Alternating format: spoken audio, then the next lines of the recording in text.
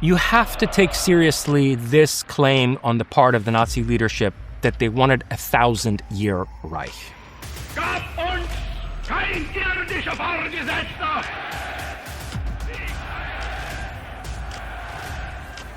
A 1,000-year imperium is no joke. Perhaps the best-known abduction of all, and one of the earliest reported, is the abduction of a well-respected New England couple, Betty and Barney Hill. Look back at Barney Hill's original statements. The evil face, he looks like a German Nazi. Mankind has been seeking knowledge. Allen Dulles and his brother, John Foster Dulles, together with J.P. Morgan Chase and Rockefeller, funded the rise of the Nazis. Is the implication that there's some sort of Nazi sleeper cell undergirding American politics today?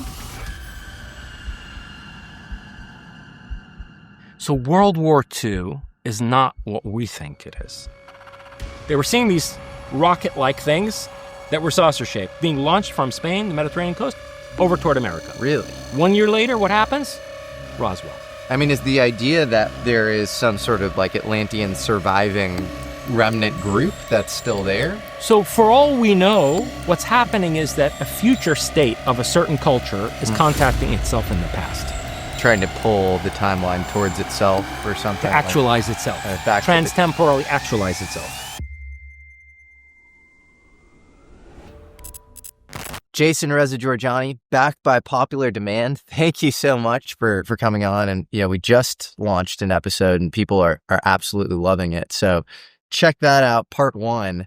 But there's so many other threads I wanted to get into. And I left that conversation thinking that there was a lot that was left kind of unsaid and we could have gone on for hours. So I'm very excited to do this. You're one of the few thinkers I know who doesn't just sort of know a bunch of random disparate facts around the phenomenon, but tries to piece them together into some sort of coherent worldview, which is kind of a Herculean task. But you're attempting to do that. And I can't think of too many other, I mean, Jacques Vallée might be another one, but there aren't too many thinkers trying to do that. So this is very cool. Thank you. That made me think of something that actually, would probably be a good preface to this conversation. Because I think that one of the most significant crises that we face in our civilization and, in the world at large is the decline of philosophy. The reduction of philosophy to academic scholasticism and logic chopping, and the lack of deep, serious, broad spectrum thinking that would be capable of, for example, tackling the close encounter phenomenon, right? I mean, obviously, it should be philosophers who are engaging both with the data of close encounters and parapsychological data. In fact, there were people in philosophy who played a fundamental role in development of parapsychology at its outset. Both William James and Henri Bergson were among the founding parapsychologists in the era of psychical research. In fact, William James was the president of the Society for Psychical Research in the 1870s. So he was and very Bergson involved. Was as well later on. I didn't know that. In the 1910s or something like that. There you go. And this is a time when parapsychology wasn't relegated to quacky circles and, new agey conferences. Bergson was debating Einstein at the time. And so he was considered a worthy debate partner for Einstein, who himself wasn't, fully accepted by mainstream science, but was very well respected. Yes, and James had predicted in the era when he was the president of the Society for Psychical Research that this would be the next great scientific revolution, right? What I, in my writings, have called the spectral revolution. And it didn't happen. And, in my first book, Prometheus and Atlas, I ventured a basically theory of why it didn't happen. And that's because of the extremely serious psychological and sociological implications of mainstream acceptance of things like telepathy, precognition, clairvoyance, and so forth. And so, it's not only essential for philosophers to engage with the ontological and epistemological questions inherent in parapsychological data or close encounter phenomena, but also the ethical and political ramifications. And this brings me to what I wanted to say in response to your opening, which is that I've made an argument now in several of my books that it's definitional to the type of the philosopher to develop concepts that cut across all of the major domains of philosophy, from ontology and epistemology to then an ethics and a politics that follow from that ontological and epistemic thinking. And then also, I think aesthetics is very important. From the time of Plato onward, there's been this idea that the cultivation of aesthetic discernment and the capacity to perceive the beautiful or the sublime is also another pathway to knowledge, and perhaps to a kind of knowledge that transcends or undergirds reductive rationality, right? And in particular, I think that aesthetic judgment is very closely connected to ethics, and it's something that, Nietzsche understood, Friedrich Nietzsche understood very well. Yeah, he says, I think there's some quote, I'm going to butcher it, but it's like life is only eternally justified in its aesthetic form or something. And he fully believed that. And Nietzsche wasn't alone. I mean, look, Kant is well known for being a very principled, hyper-rational advocate of this crystalline universal ethics. But if you ask me, Kant's most interesting work is his aesthetic work. And it's in his aesthetics and his third critique of judgment, that you can see the connection between Kant's interest in the occult and Kant's development of this universal ethics. Then, for example, Hegel has an entire account of how you can see the evolution of human consciousness, or what he called spirit, through changes in aesthetic styles, changes in, artistic expression from epoch to epoch, and how they reflect the evolution of the perceptive and cognitive capacities of humanity. So, my point is that to be a philosopher, you really have to be thinking across all of these domains and developing concepts that cut across them. Above all, because you cannot have any unquestioned presuppositions. So you could be the most brilliant, let's say, metaphysician, right? And someone who's developing a very rigorous epistemology. But if you have unquestioned political presuppositions, it's going to be tacitly warping your ontology and epistemology. And if you want to really be a philosopher, which is to say someone who from the era of Socrates onward was defined by boundless, limitless, and thoroughgoing questioning, you really cannot give yourself the luxury of unquestioned assumptions in any area, right? So, this has very serious implications for religion, obviously, because it means that it's definitional to a philosopher that he or she, I consider R.A.N.D, for example, to be a real philosopher in this sense, he or she cannot accept any religion. It is definitional to a philosopher that you cannot adhere to a religious belief system. You are crippling yourself and your basically capacity to question and develop concepts from the outset if you have any kind of a religious commitment. Would you say St. Thomas Aquinas, not a philosopher? Exactly. So the entirety of medieval European philosophy is not philosophy. And none of these people were philosophers. And also in Iran, I spent a lot of time both studying Iran and also making significant contributions to Iranian studies. My book, Iranian Leviathan, is a tome on the history of Iran from Zarathustra to the Islamic Republic. And so what this also means is that this whole era that's misnamed the Islamic Golden Age, which really was like an Iranian Renaissance from the 900s to the 1100s, really doesn't have very many philosophers involved with it, because these people were essentially Islamic theologians of the type of Thomas Aquinas. Like, for example, Al-Farabi. Al-Farabi goes to the extent of equating Muhammad with Plato's ideal of the philosopher king, which is an absolute travesty.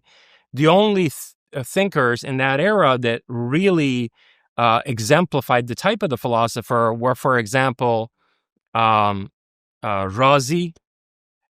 whose writings almost completely were destroyed by various, inquisitors later on, once the Turks came in and re-solidified Islam in Iran, and maybe Shahab al-Din Sohrawardi.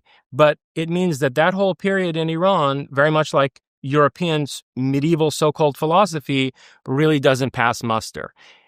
But why am I getting into all this? The point is that it seems almost as if we're entering another dark age now, with the lack of substantive philosophical thinking and fewer individuals who really pass muster as exemplary of the type of the philosopher in the way that, let's say, in the 20th century, we had Martin Heidegger, Jean-Paul Sartre, Ludwig Wittgenstein, and other really deep thinkers. So a philosopher can't be an extension of state power or religious power is sort of what you're getting. I mean, to play devil's advocate, you have philosophers like Leo Strauss, also not a 20th philosopher. century. So you'd say not a philosopher. Strauss said so. Strauss literally said, I am not a philosopher. Do not call me a philosopher.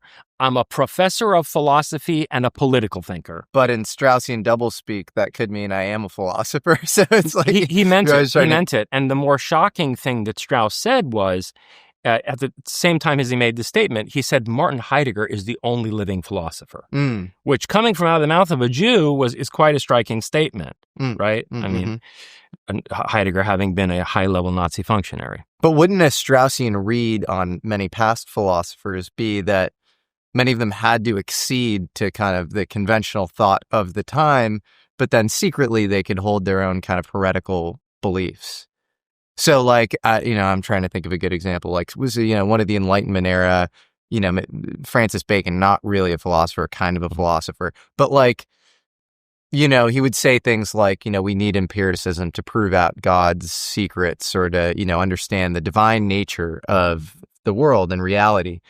And the Straussian read on that is like he's sort of a deist or an atheist and he doesn't believe in God at all. And he's just sort of, placating and paying lip service to, the establishment power. Well, I think that through careful study that could be verified. So you brought up the case of Francis Bacon. There is a theory that Will I Am Shakespeare is a pen name for Sir Francis Bacon. People think that. Okay. Yeah.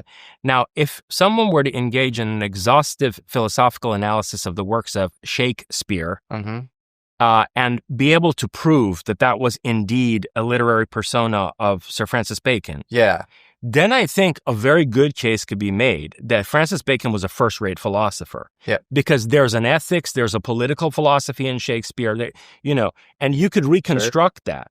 So that would be a case of an actual philosopher engaging in esoteric writing in order to express the full range of his thought. Do you believe that Shakespeare was in fact Francis Bacon? I think it's possible. I think there's an argument there. I don't have the range of Shakespeare scholarship to anywhere close to it to be able to assess that. I think it was like, there are all these kind of occult references, like in King Lear or something, like these, things were, forgot the exact argument, but it was like Stratford-upon-Avon wasn't super far from where Bacon was. And then, all these things are mentioned like 33 times and who knows? Yeah. But I mean, look, it's clearly Bacon was prolific, Will I am.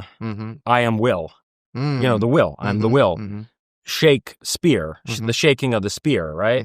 Is clearly a pseudonym. Yeah. For someone who was an incredible genius. So who the hell was that guy? Yeah. Like at that time, who was living and, who maybe expressed his genius in other ways, as in the scientific writings of Bacon. And then there's the New Atlantis. See? Yeah. So anyway, it could be, look, but my point is this,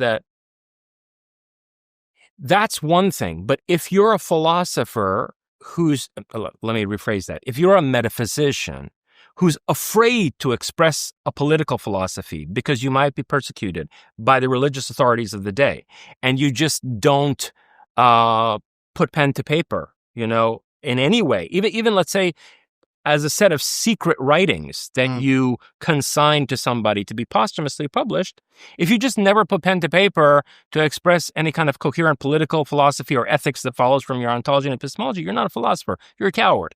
Okay? And so, for example, in Iran, we had an example of somebody like that was Ibn Sina, or as they call him, AVICENNA in the West. Great metaphysician. Maybe he has some ethics, but he did not develop a coherent political philosophy, which, as I see it, disqualifies him as the type of the philosopher. And he made a deathbed confession. When we first started selling merchandise at AmericanAlchemyMerch.com, we had no idea how complicated and annoying selling merch could be. We talked to a dozen different platforms and companies, comparing shipping tools, payment options, website builders, and it all felt like way more of a headache and complicated than it should be. We decided on Shopify, and within days, our store was up. Everything was running cleanly in an automated way, so we could just focus on the brand and the vision we had for it. That's when it hit us. Ideas don't scale on inspiration alone. They need a structure, a container. Shopify provides that structure.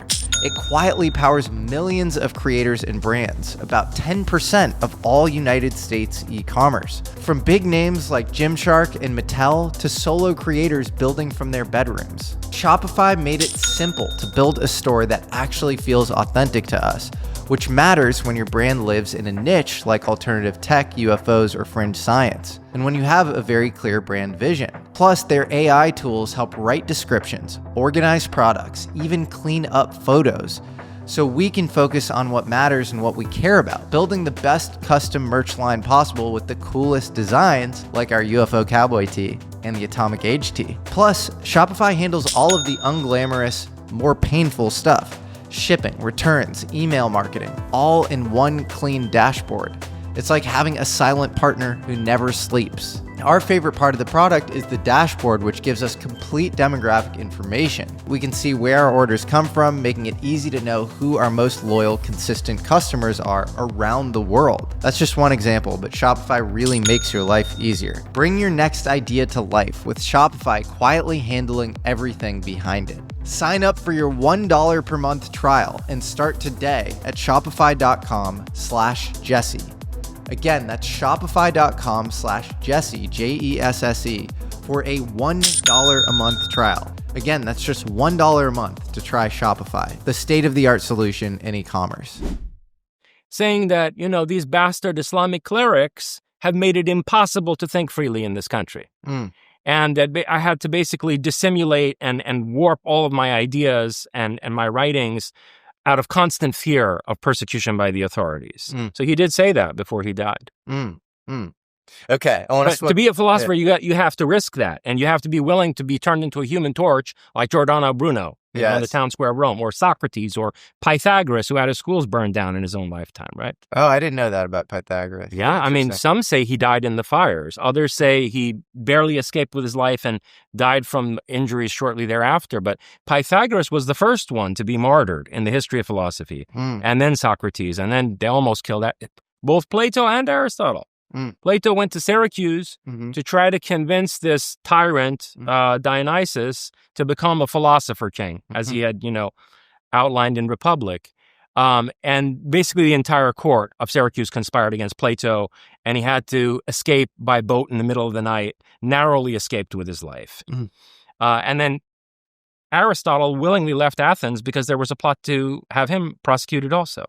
So this is endemic to the history of philosophy. When was this pre-tutoring Alexander the Great or post? Or it was pre, because Alexander was younger, right? And they say, by the way, out that Alexander didn't like Aristotle. Really? Yeah. Why didn't he like him? Aristotle ran a think tank in addition to being like a philosopher, engaged in his own individual exploration and contemplation. He had essentially like the prototype of the R.A.N.D. Corporation in classical Greece, and various other city-states would come to him, and he would write their constitutions for them secretly. You don't want to tell your people that their constitution comes from some guy's think tank in Athens. If you're living in Corinth or Sparta or whatever. But they would come to him and he would write this kind. And part of his political philosophy that informed his writing constitutions for various city-states was that we should always have a political pluriverse. He was very much against one unifying government. Aristotle was the first serious thinker to critique the idea of world government. And so, for example, he was very wary of the Persians, who wanted to establish a kind of, humanistic one world order, right? Well, Alexander actually had great reverence for the Persians. In particular, his hero was Cyrus the Great, the founder of the Persian Empire. The first thing he did when he got to Iran was he had them take him to the tomb of Cyrus so that he could pay his respects to Cyrus the Great.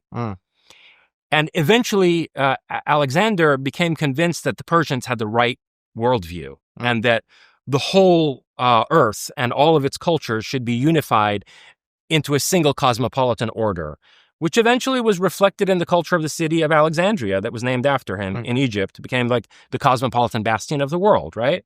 So this is diametrically opposed to Aristotle's thinking. Alexander becomes the exemplar of the idea of the one world order, and, Aristotle is the first critic of it. That's so fascinating when things like that happen. A modern example of that would be like George Soros and Viktor Orban, who's kind of a mentee and mentor, and Soros is obviously all about spreading as much democracy as possible. Orban was kind of his understudy, and then now, it's totally split off and is, basically the tip of the spear when it comes to European nationalism. Yeah. And, it almost feels Shakespearean in some ways. Now, that's the other thing about the type of the philosopher, which is very dangerous, is the relationship between the philosopher and the state. Because, frankly, you cannot be a nationalist and be a philosopher. Okay? So any philosopher who seems like a nationalist, like says Martin Heidegger, right, who literally was, a Nazi functionary, they're engaging in, I was about to say Straussian, rather in Platonic dissimulation and some kind of a noble lie. So do you think Heidegger was not a real philosopher? No, Heidegger was not a real nationalist. Was not a real nationalist. And when you study Heidegger deeply, you see that. It's very clear. But only to someone with an esoteric eye for it and who can think together with him on a deep level, understand what he's really saying, right? So he was trying to use the German state in a certain way that had to do with his understanding of the threat posed to humanity by modern technology, and a way that he thought that the German state could be shaped to confront the instrumentalizing and mechanizing threat of modern technology, to shepherd technological development in a certain direction that would prevent the instrumentalization of humanity and our alienation from our existential essence, right? But the deeper question is this, Socrates was executed by the Athenian state, right? And in his Discourse on the Arts and Sciences, Jean-Jacques Rousseau says that the Athenians were justified in doing this because the guy was a menace to the social order and to the political cohesion of Athens. And that any thinker has to basically reconcile himself to the sovereignty of the state and to basically accommodating the social order, right? So Rousseau actually thinks the philosophers, pose this fundamental, inimical challenge to state power. And I think that on some level he's right. But the irony also is that, especially in grave crises and what Carl Schmitt called states of emergency, I think it's also the philosophers of a people who can save a people. A nation that lacks a philosopher or lacks deep thinkers in a moment of grave crisis is not going to make it. No, that feels very right to me. And it feels like the modern world has very few. I think of big philosophers today, and that, you're sort of one of them. And then you have, guys like Slavoj Žižek or whatever, who's, super too postmodern for my taste, but, he's at least attempting. And then, I don't know, even Jordan Peterson in my mind, who I think he sort of falls prey to, it's like narcissism of small differences between him and postmodernism, because I think his his stuff sort of melts into a postmodern gobbledygook or whatever. But he's trying. He's, read all the right stuff or whatever. Mm-hmm. But there are very few philosophers who are very ambitious. I think most philosophy professors at universities just give you these very conventional, kind of lame, limited by modern epistemics reads of these past philosophers, and you're sort of supposed to. There's a great actually essay by Nietzsche called On History, and he talks about undigested stones of knowledge, and it feels like that's what they're just passing on, these undigested stones of knowledge. They're not actually processing any of what they're saying. Yes, in that essay, that's incredibly important essay. It became fundamental to Heidegger's thinking, and Heidegger basically quotes it at the beginning of Being in Time. And it also has become very important to my work. In particular, that book, Iranian Leviathan, that I mentioned, the subtitle is A Monumental History of Mithra's Abode. And that term monumental history is from that essay of Nietzsche, The Uses and Abuses of History for Life. And he basically says that, look, there's three modes of history.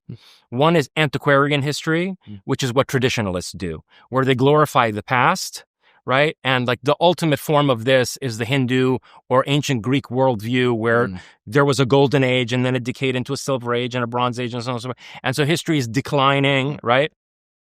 And all we can do is try to hold on to fragments of the past, to the better days, and to preserve as much of our heritage as possible. I mean, it's conservatism in an ontological sense.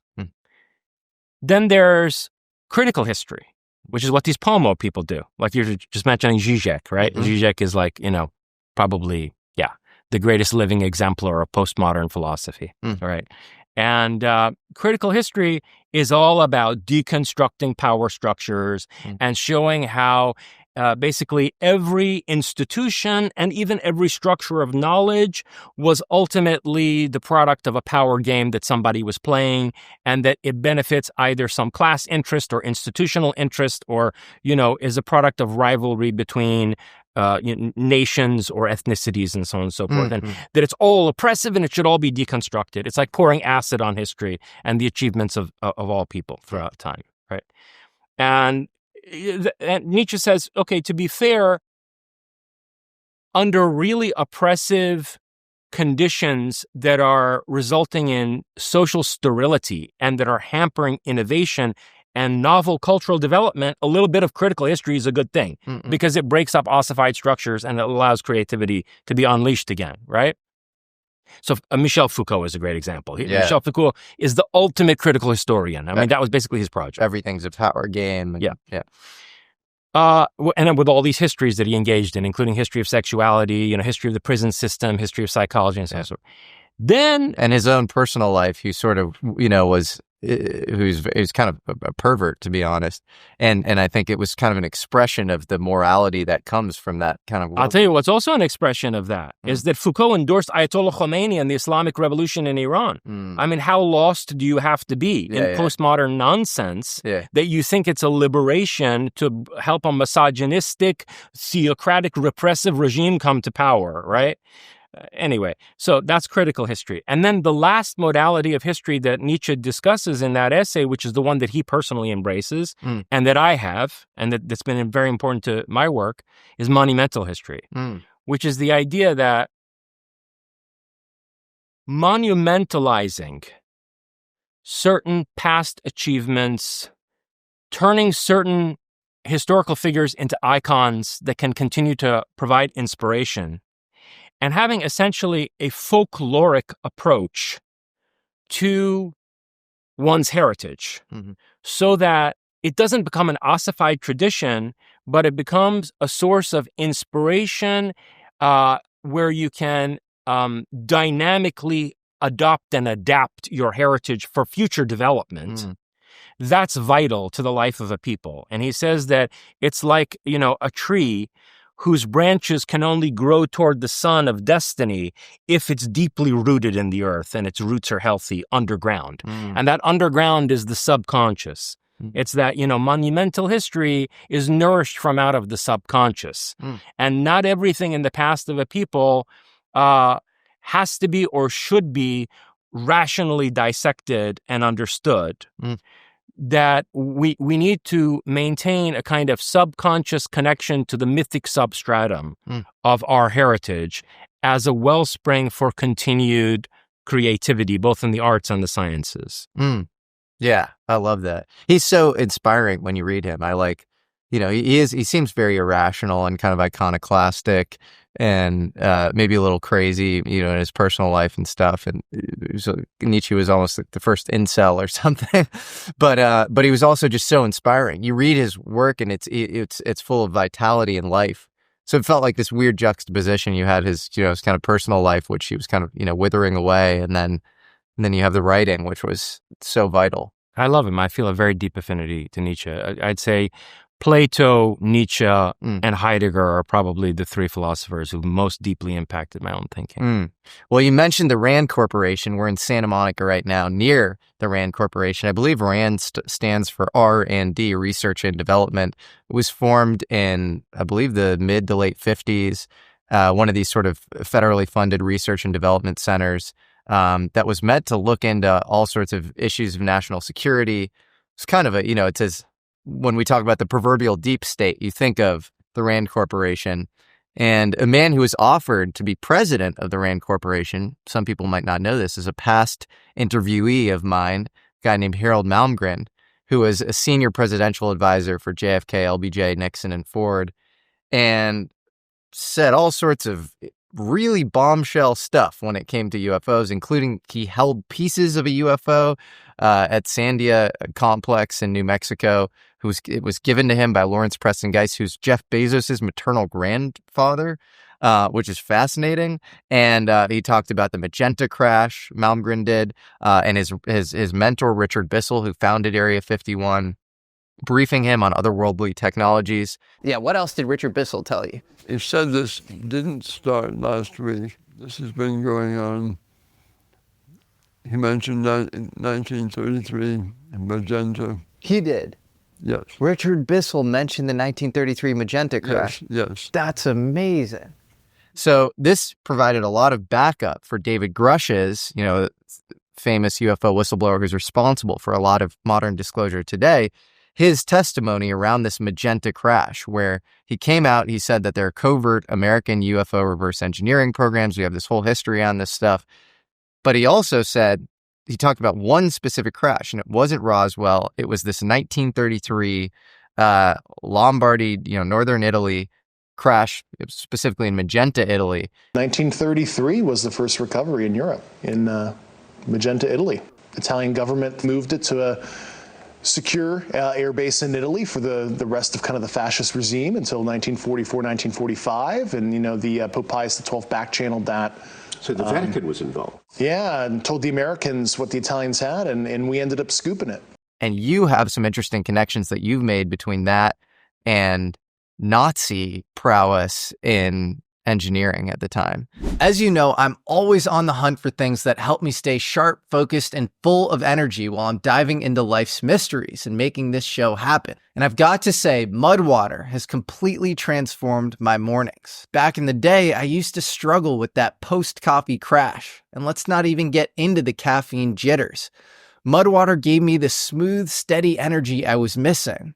It's packed with functional mushrooms like lion's mane, chaga, and reishi, plus turmeric and cacao, all working together to keep me focused, calm, and grounded. Honestly, it's like coffee went on a yoga retreat and came back zen. What I love most is that it's not just about replacing coffee, it's a whole new ritual. It's a simple, nourishing way to start the day, and I actually look forward to it every morning. Every ingredient is USDA certified organic, vegan, non-GMO, and there's zero sugar. It's energy that doesn't mess with your sleep or make you question your life choices at 3 a.m. Ready to make the switch to cleaner energy? Head to mudwater.com, that's MUDWTR.com, and grab your starter kit today. Right now, our listeners get an exclusive deal up to 43% off your entire order, plus free shipping and a free rechargeable frother when you use code Jesse. That's right, up to 43% off with code Jesse at MUDWTR.com. After your purchase, they'll ask you how you found them.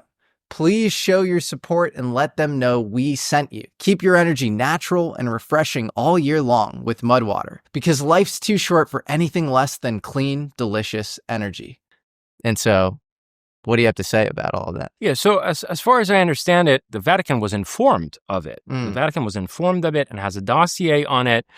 And the Vatican was involved in the sort of study of this object in a joint working group that involved both SS scientists and Italian scientists in a third-party country. So when I wrote my book, Closer Encounter... Did he say third-party country? No, but I know it's a third-party country. Interesting. Because that's where the so-called Bell Project winds up being developed, namely just outside Prague in former Czechoslovakia, okay, in the Czech Republic.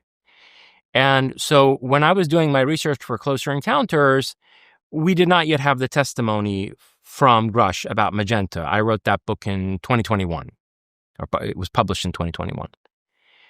So I studied the Nazi advanced propulsion research that was going on, again, at a facility called the Skoda Works just outside Prague, under the direction of SS General Hans Kammler. After Grush made this testimony about Magenta, I realized why they put it there.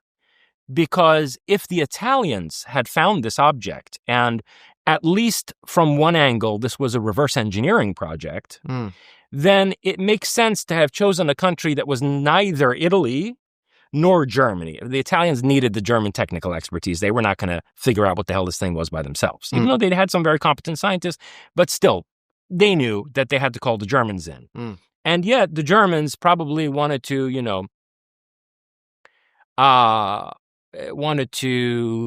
respect the Italians by putting this project in a third country that was neither Germany nor Italy, right? So it was sort of a compromise, Axis compromise, to put it in Czechoslovakia.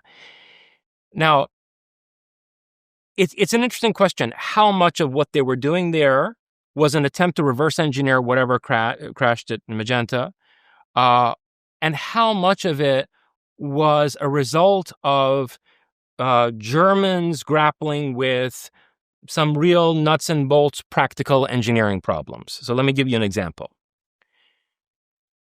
The saucer airframe very naturally evolved from German aeronautical engineering. They were taking very seriously in the 1930s the problem of aerodynamics and the boundary layer, where a pocket of air resistance forms around the edges of an aircraft, and it causes drag and impedes maneuverability. So they came up with the idea of creating a saucer-shaped craft that would have suction vents all around it, and these suction vents would basically suck in the boundary layer and then redirect the air pocket into the propulsion system as part of the propulsion system. And another interesting thing that they developed in connection with this problem of suctioning of the boundary layer and basically making a much more aerodynamic aircraft was they developed a kind of perforated metal, which later was discovered at Roswell. Really? According to Corso. And it was a kind of metal where you could put your hand on the other side of it and blow through the metal and feel your breath on your hand. A finely perforated metal. Do you know the name of this metal? I think in German it was called Luftschwamm. Luftschwamm. Okay, and then Corso. Flying foam. And how do we know? So then, for context, 1947, famous proverbial, archetypal UFO crash occurs in Roswell, which is the home of the 509th Atomic Bomber Squadron, led by Curtis LeMay. Sort of makes, it made the Roswell Daily Record, got popularized actually way later in 1979. But you're saying that the metal found there matches what was discovered in Nazi Germany? Some of it. Now, here's the thing about Roswell, and we'll come back to this. Is this what Jesse Marcel handled, that metal? I don't know. Okay. I don't know. The memory metal? Yeah. Well, certainly memory metal was found there. Yes. Whether these are the same thing and whether the memory metal was this perforated metal, I don't know. But supposedly that was also found there. Does Corso say that the perforated metal that was found at Roswell matches Nazi? No. Joseph Farrell did a study of Corso's claims in the day after Roswell in a book which I believe is called Saucer, Swastikas, and Psyops. And he went in detail into various cutting-edge German technological innovations of the 1940s, particularly military engineering. And he makes a number of really significant points in this regard. Among the things found at Roswell, according to Corso, was Kevlar, Velcro, yes, night vision, and fiber optics. And lasers, I believe. And lasers. Yeah. Okay, I guess space aliens could be using Kevlar. Maybe they could be using Velcro too. But Farrell researched this, and he provides documentation that shows that the Germans had invented every single one of these in the 1940s. They were not in common use. They were not even accessible to the majority of the German military, but they were being tested, as sort of cutting-edge weapons technology, especially like in the North African desert in 1943, 44.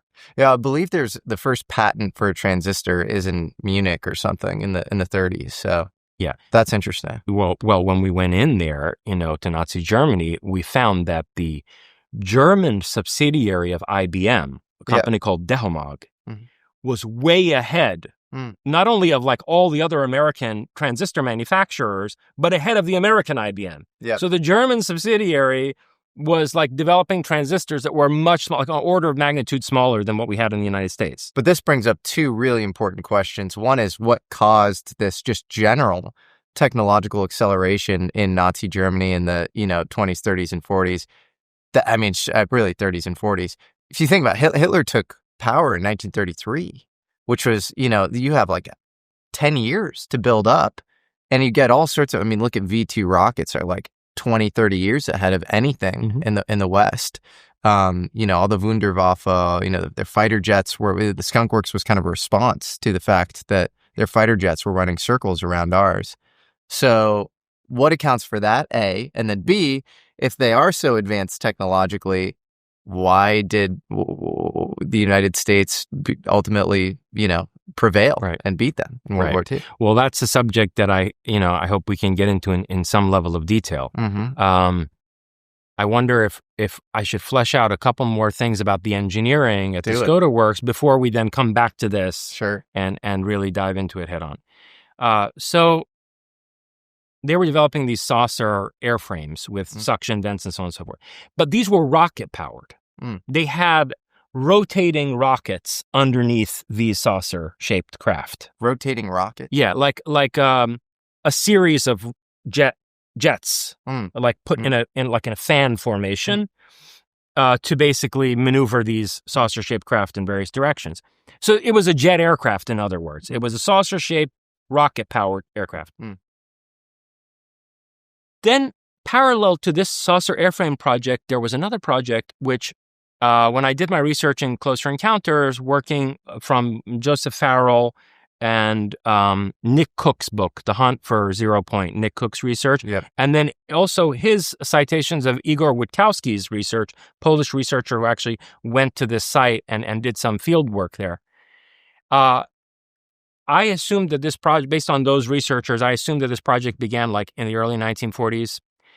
I've since been informed by somebody who had relatively direct knowledge, somebody in Serbia, that it went back to 1937. Who's this person? I don't want to mention the person's name, but they're a very old person who was involved with some of these individuals back in the day in Central and Eastern Europe. Interesting. And so from what I hear from him, it started in 1937. And this was a project to basically develop, originally their aim was to develop a new power source, a power plant, involving the electromagnetic rotation of mercury and thorium. Yeah. So I think it's thorium-232, if I remember correctly, mixed with a certain isotope of mercury. Mm-hmm. And the reason for mixing it with mercury is that mercury is electromagnetically reactive. Mm-hmm. So if you want to rotate the thorium using electromagnets, mixing the thorium with mercury allows you to rotate the thorium very effectively, create thorium torsion. And this device would be continuously powered by alternating current and intermittently shocked with very high voltage direct current. And basically, so what it did was it would create a kind of plasma fusion from out of which tremendous energy flowed. So it was a over unity device where you would be putting a certain amount of energy into it, both AC and DC, but then the nuclear reaction of the thorium, due to electromagnetic torsion, would produce more energy than was being put into the device. Is he high conviction that that's, I mean, so you're saying this sort of, they had like a 0-point energy device? Yes. Because that's the idea. That's what Wachowski, Nick Cook, and Joseph Farrell are all saying, looking at the Bell Project. Well, Nick Cook, so yeah, a lot of his stuff came from Wachowski, and it's amazing. I mean, he takes a little boat ride, and they go underground, and you can see the rig where DEGLOCKE was, so it's definitely a real project. And Hans Kalmer was a very real guy. He had control of Skoda Works, which was kind of the really black world, exciting projects going on, as opposed to kind of the white world, Heisenberg nuclear project. But there are all sorts of rumors about DEGLOCKE. I mean, some people say it was like a time machine. When you talk to Nick Cook, he gets like a little uncomfortable, is my read, almost as if he knows something that he like can't really talk about or something. But he'll say, I think it was a black world nuclear project. Over time, I have come to conclude that it was probably one of several sites that the Germans, the SS in particular, were using to look into nuclear technology. Which goes towards maybe both of those things are true. I think both of those things are true, and we can unpack both of them. Okay. So first, let's start from the time angle. Yep. Right. You know how we're always diving into the edge of science and consciousness on this show. Lately, I've been thinking a lot about aging, not just in terms of years, but in how it actually feels in the body. Slow recovery, lower energy, that middle-aged fog that sneaks up on you. I feel like I can barely go out and drink alcohol anymore. That's why I started using something called Qualia Senolytic, and it's been a major shift for me. Let me explain. As we age, our bodies accumulate what scientists call senescent cells, also known as zombie cells. These are worn-out cells that stop dividing but don't die. They hang around in your body, draining your energy, clogging up your recovery, and generally making you feel older than you are. Qualia Senolytic is a first-of-its-kind supplement formulated with 9 plant-based compounds designed to help your body naturally eliminate these zombie cells. It's not something you take every day, just 2 days a month, but it supports your body in aging better at the cellular level. Since I've started taking it, I've felt sharper, lighter, and like my body's resilience has come back online. It's vegan, non-GMO, and grounded in serious research. Experience the science of feeling younger. Go to qualialife.com/Jesse for up to 50% off your purchase and use code Jesse. Again, that's JESSE for an additional 15% off. That's QUALIALIFE.com/Jesse, JESSE, for an extra 15% off your purchase. Thanks so much to Qualia for sponsoring this episode. So I think, I assume that, or let's say I suspect, that they were looking for a incredible power plant originally. But the reason that rig exists is because they realized that this thing levitates when you turn it on. And they had to chain it down. And so this, whatever kind of energy was being generated, also resulted in counterbarry. It was an anti, in other words, it developed a local gravitational field around itself.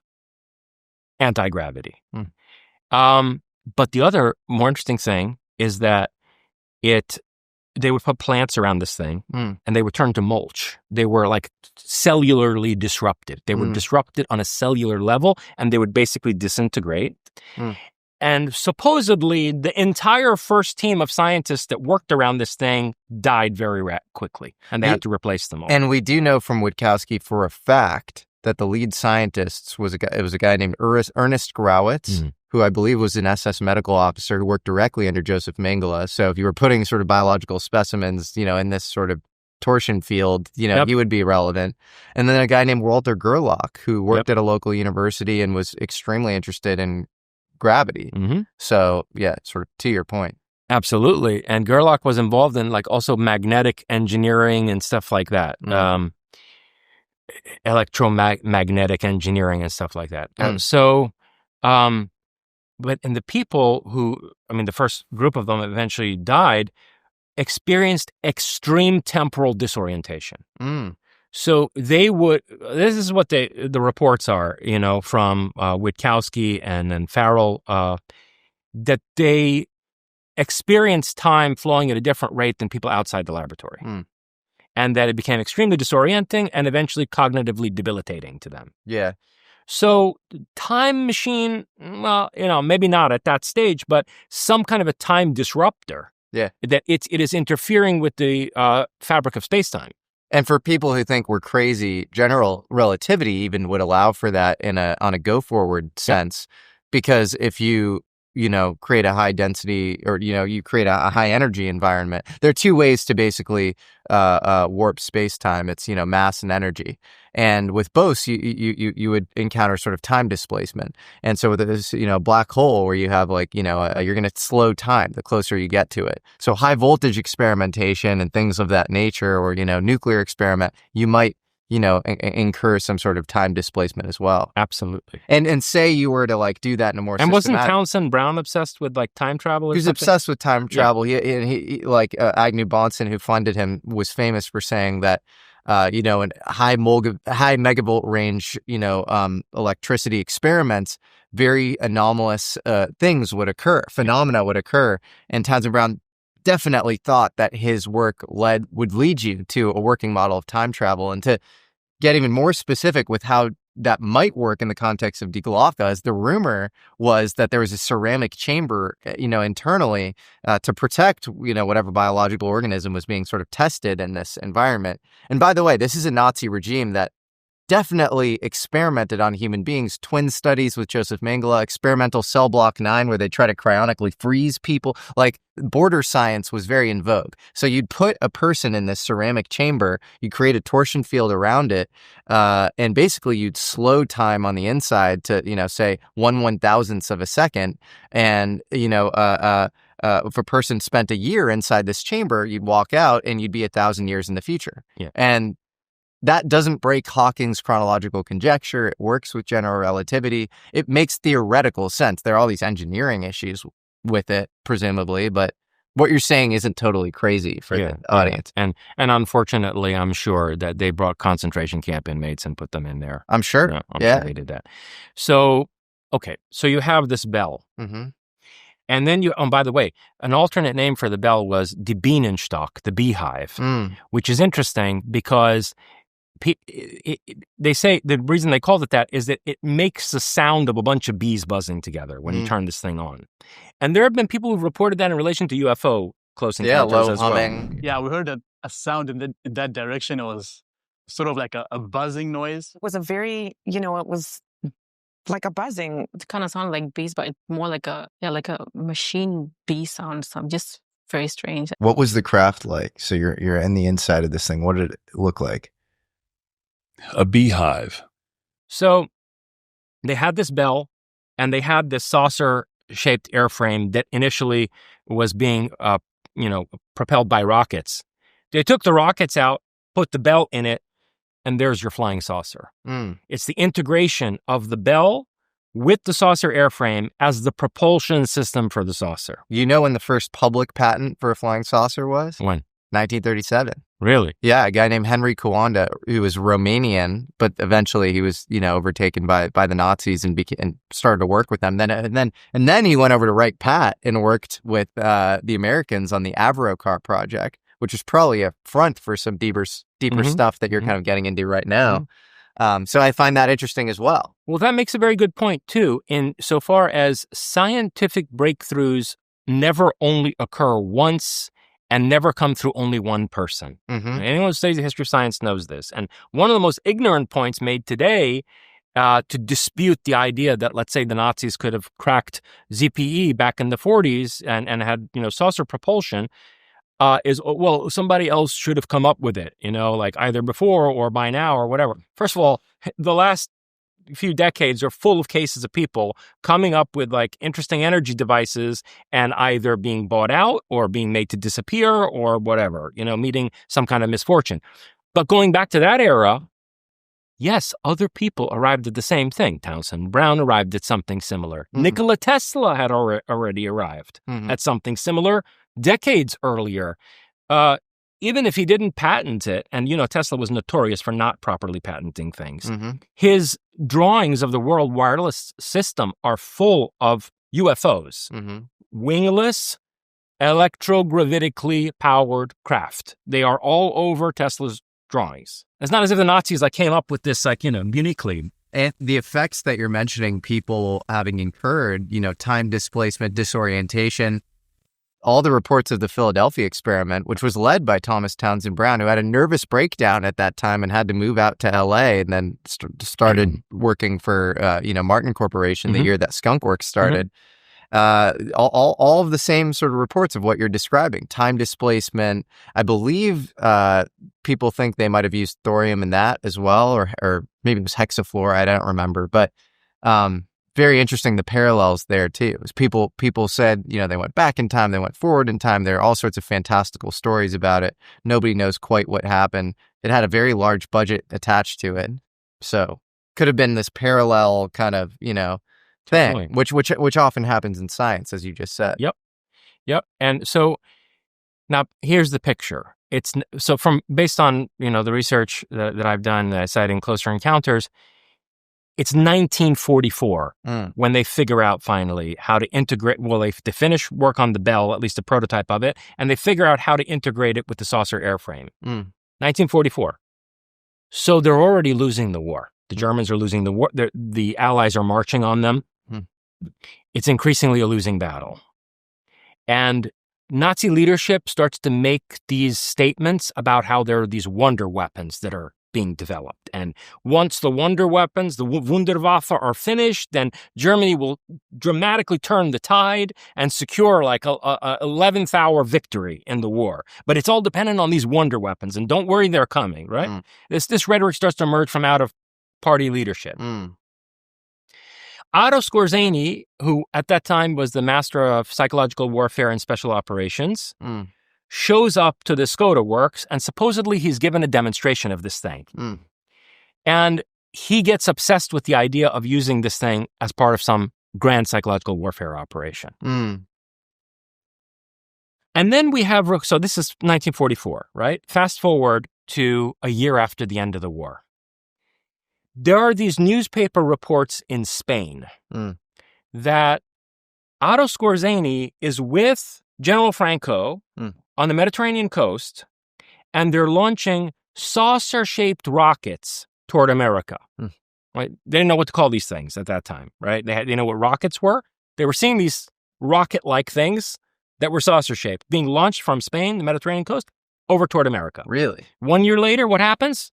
Roswell and other crashes. Whoa. What are the reports of Franco launching saucer shit with Skorzeny? This is in, I think it's in the Saucer, Swastikas, and Psyops book of Farrell, where he reproduces these Spanish newspaper reports. Really? Yes, from 1946, describing the two of them together with, of course, a bunch of military people on the Mediterranean coast of Spain. And you think that testing these things. That made its way to Roswell, New Mexico, possibly? Yeah.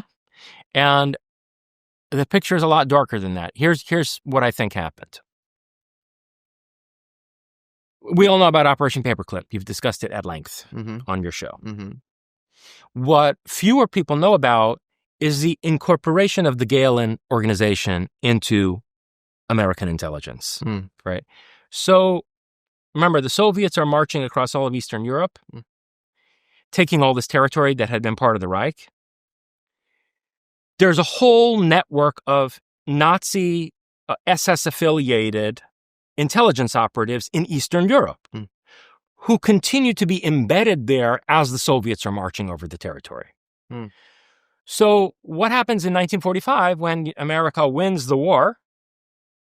Immediately at a strategic level, it's understood that our enemy is now the Soviet Union and the world is divided at Berlin, right? And if we're going to conduct successful espionage on the Soviets, we would have to build a vast spy network in Eastern Europe. Well, there's already one there. Okay, it's the network that was run by General Reinhard Gehlen.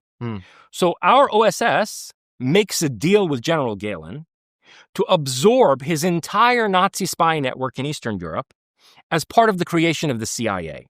Part of the creation of the CIA and of West German intelligence, which was very closely affiliated with the CIA.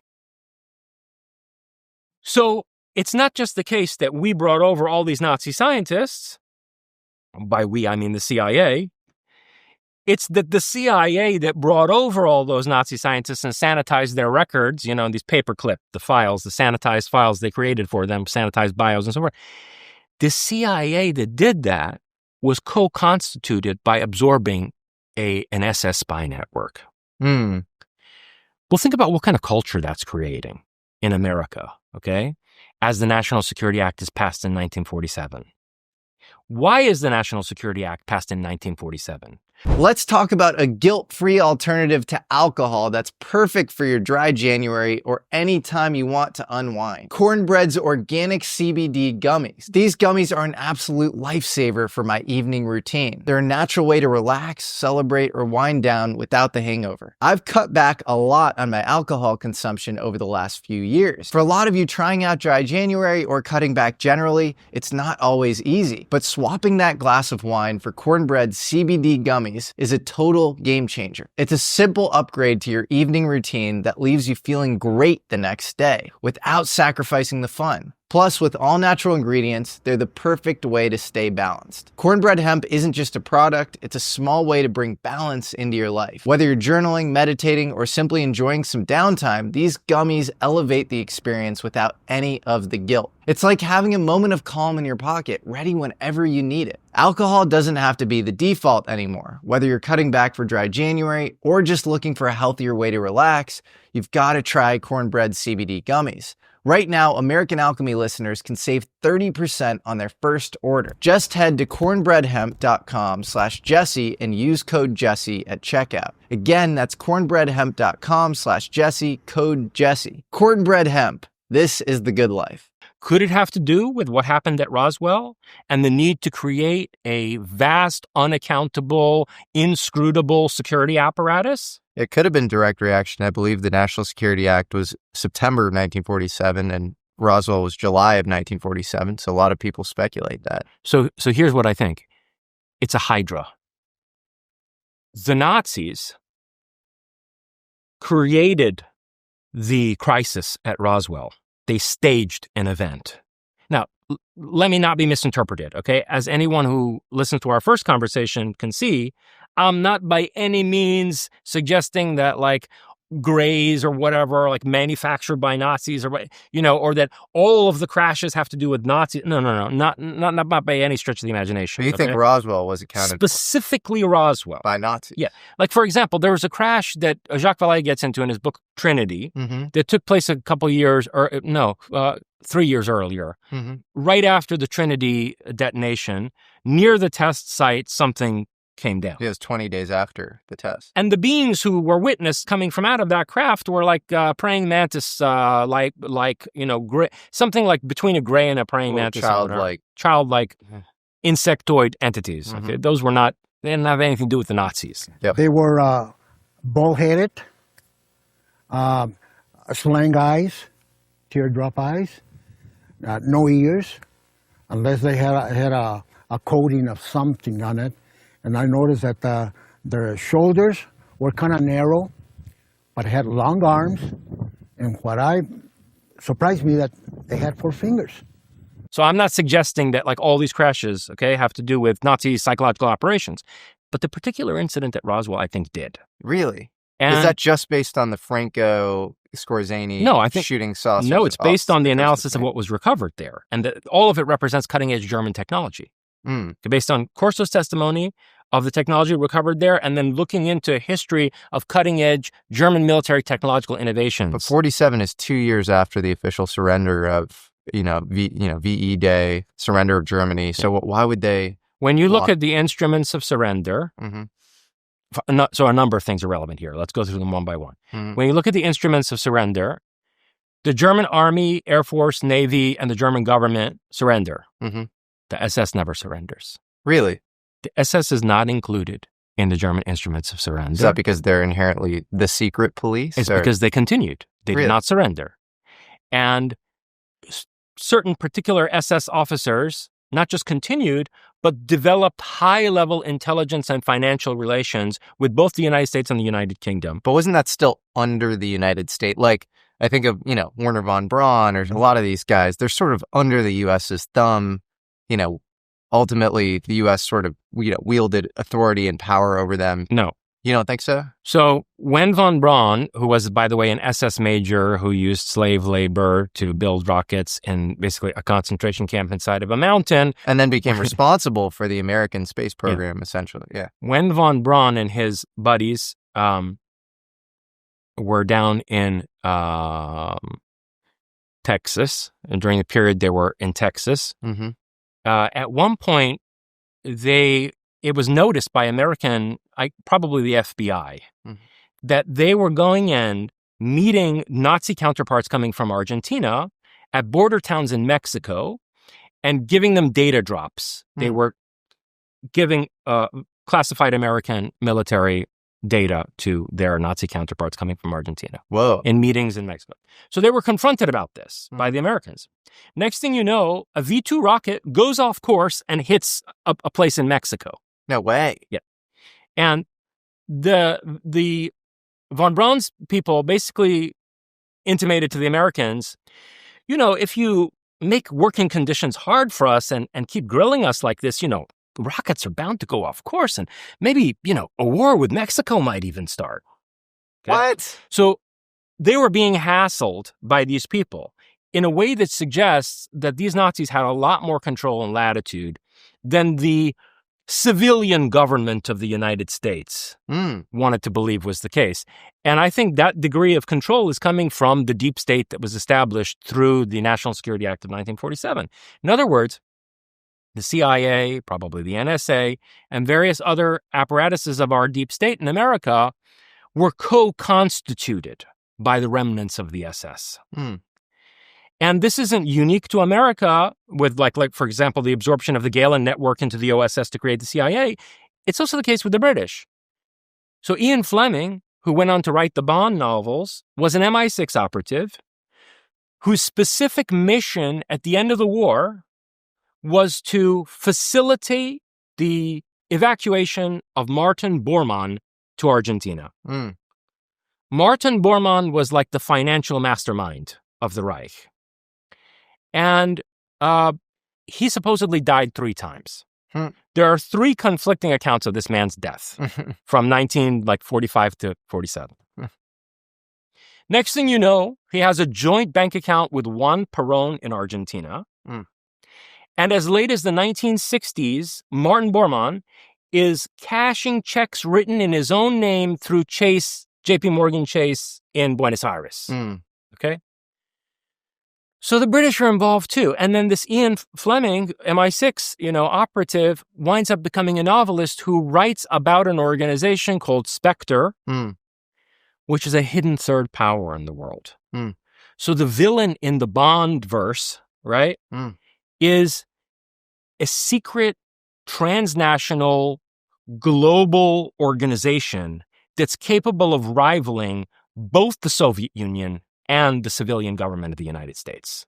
Whoa. Well, I guess Spectre they have like German accents, a lot of them, don't they? Or It's like very obviously the organization which was known to Ian Fleming as Odessa, the initials of which in German stand for Order of Former SS Officers, and which informally was referred to as Die Spinne, or the Spider. Fascinating. Really? Well, that's really amazing. That's so interesting. And do you know anything? Because I believe the inspiration for Ian Fleming for James Bond was William Stevenson, who is known as Churchill's super spy. He was a sort of Canadian-British, actually, and I had an eidetic memory, was an engineer, and then also was this kind of brilliant super spy strategist. And so was he ever fighting the Spider in any sort of way? Because that would like instantiate this even more. Yeah, that I don't know. Yeah. That I don't know, but I know that Fleming was involved with them and facilitating. I think that the leadership of this organization basically was taken over by Martin Bormann. And probably Otto Skorzeny was in the second position once these people basically set up shop in Argentina. One of the most interesting things that they did in Argentina was they promised they were going to develop fusion power and fusion nuclear weapons for one Peril. And this guy, Ronald Richter, German scientist, set up a fusion project in Bariloche.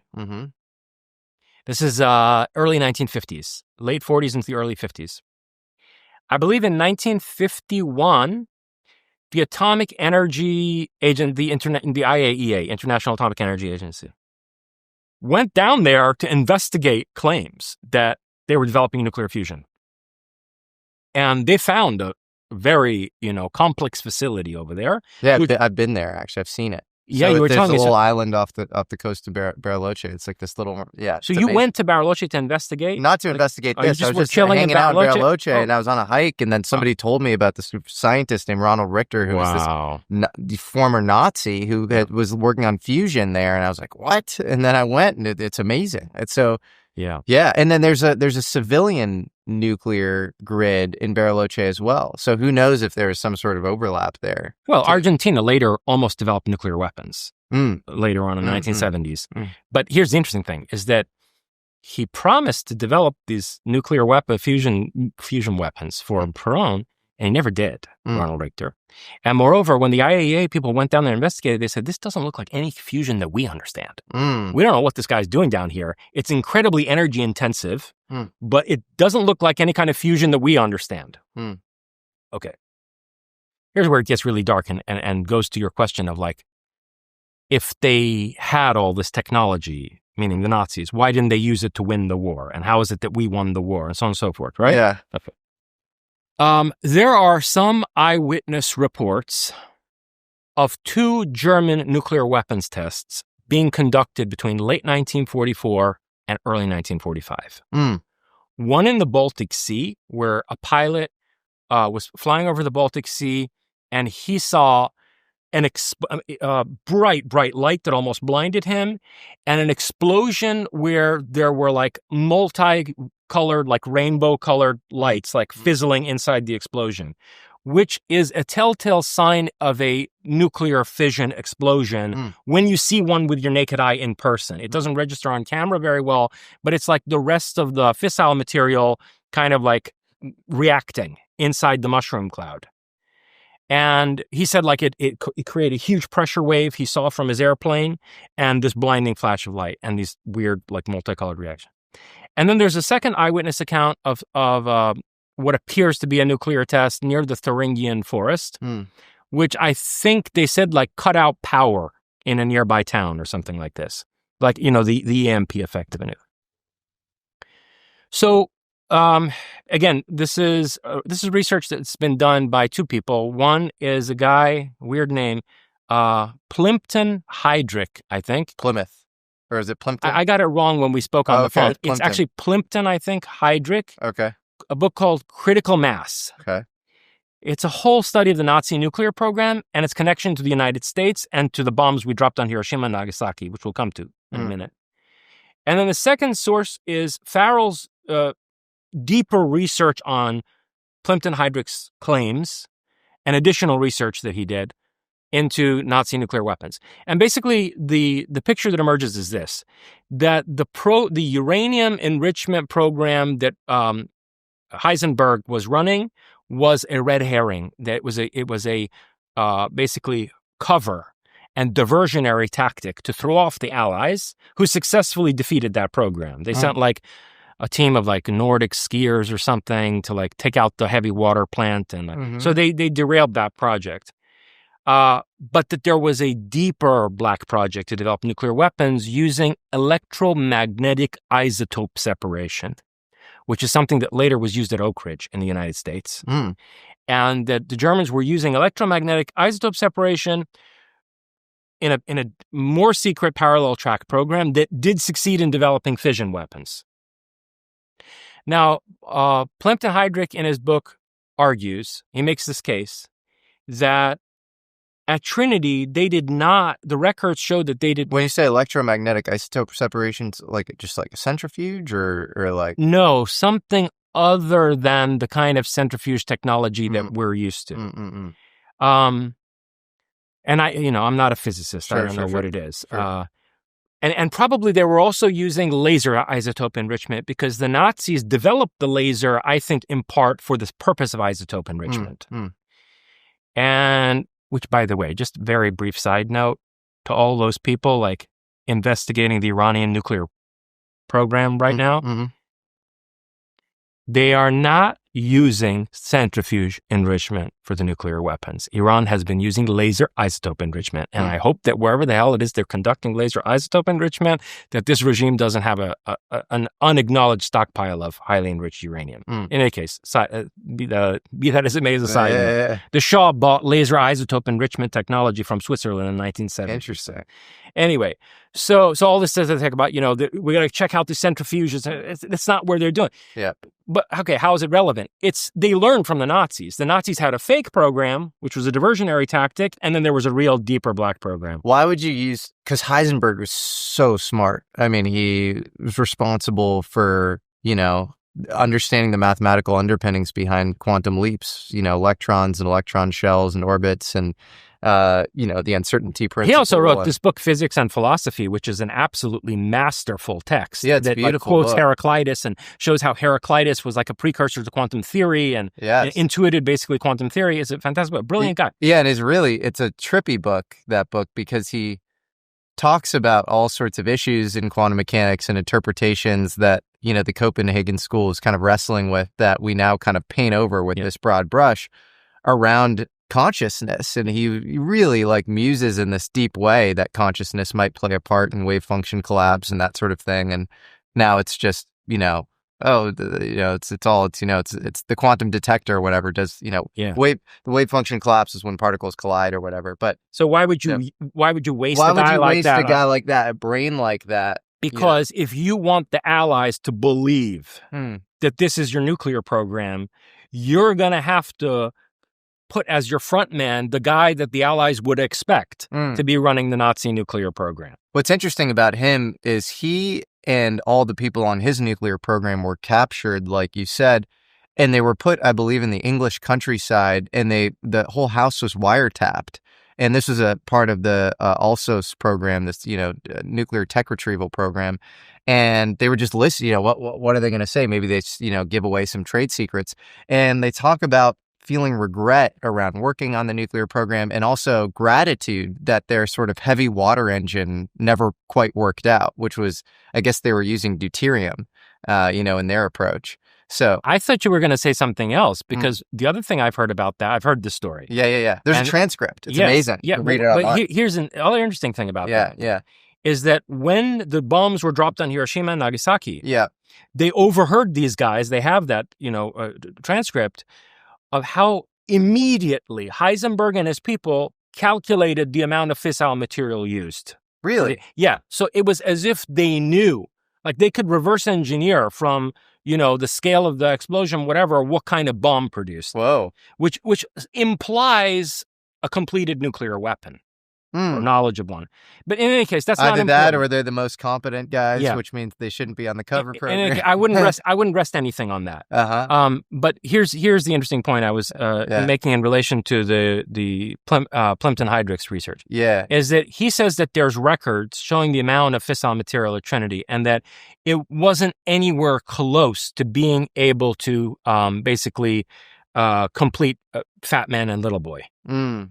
And that in 1945, a deal was made with the Nazis to transfer by submarine the fissile material that went into the bombs that we dropped on Hiroshima and Nagasaki. That the Trinity project was completed with Nazi highly enriched uranium, and that it was transferred in an agreement that we made with the SS. Wow. Okay? You're high conviction in that. Well, this is what he argues, and he's done this. His book is Critical Mass. Yep. Okay, and he lays out a huge argument for this. Now, here's the problem: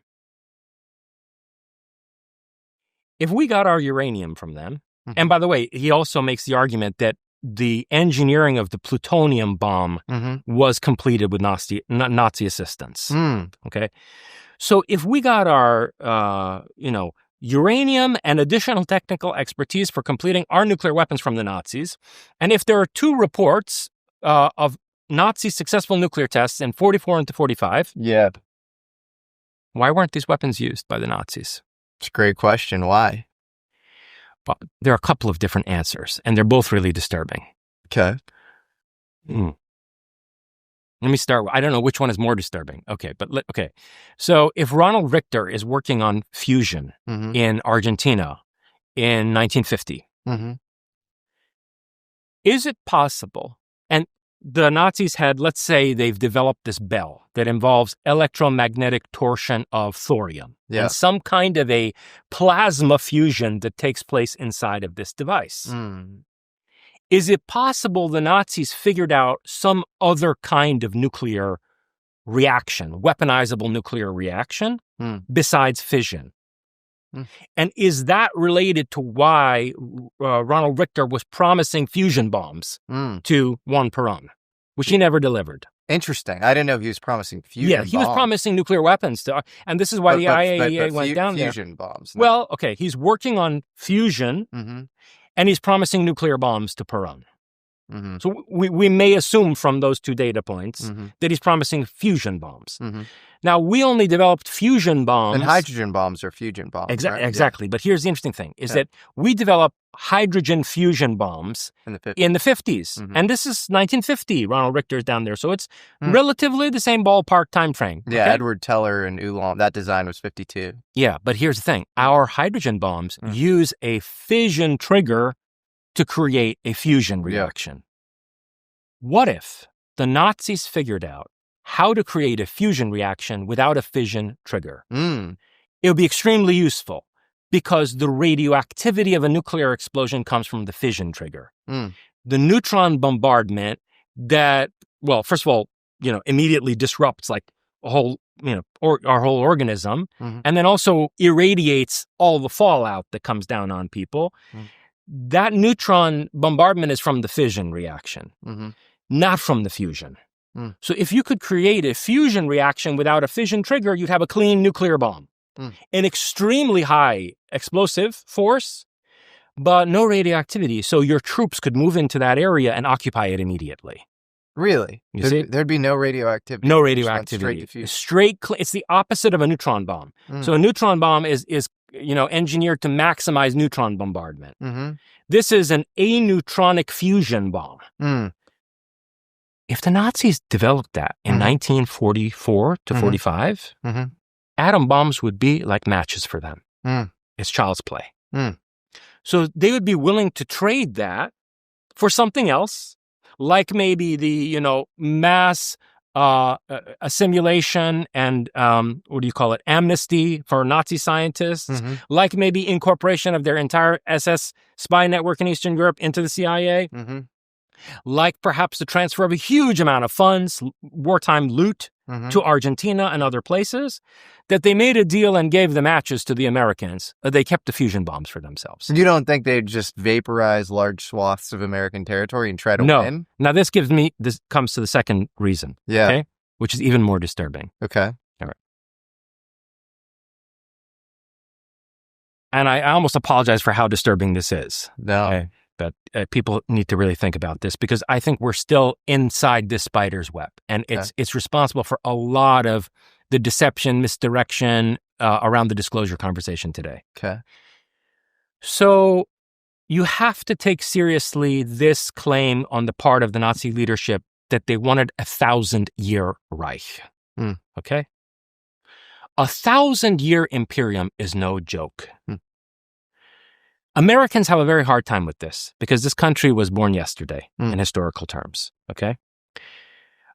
There are other people who are capable of grasping this more effectively. Let me give you an example, and trust me, it's worth setting it up like this. And for context for the audience, real quick, Third Reich is called that because I believe it was the Roman Empire, then the Holy Roman Empire, and they were supposed to be the third instantiation. Yeah. So they want this 1,000-year Reich. Okay, well, who thinks like that? In Iran, there was a dynasty that's often misnamed the Second Persian Empire. Actually, they weren't Persians, they were Scythians, the Parthian Empire of Iran. Okay? It lasted for 400 years. The Parthian Empire of Iran was the principal rival of Rome. So the two superpowers in the world at that time were the Roman Empire and the Parthian Empire of Iran. And at that time, the country was called Ariana Khashatra, Aryan Imperium. That was the official name of the Parthian government, was Aryan Imperium. And then Ariana gets shortened to Iran in Middle Persian. So these Parthians ruled Iran and successfully fought the Romans, usually to a stalemate, for 400 years. Then they get overthrown in a coup by these guys called the Sassanids, the Sassanid Persians, and they established their own empire. But the Parthian elite continue to be the backbone of the Sassanid state.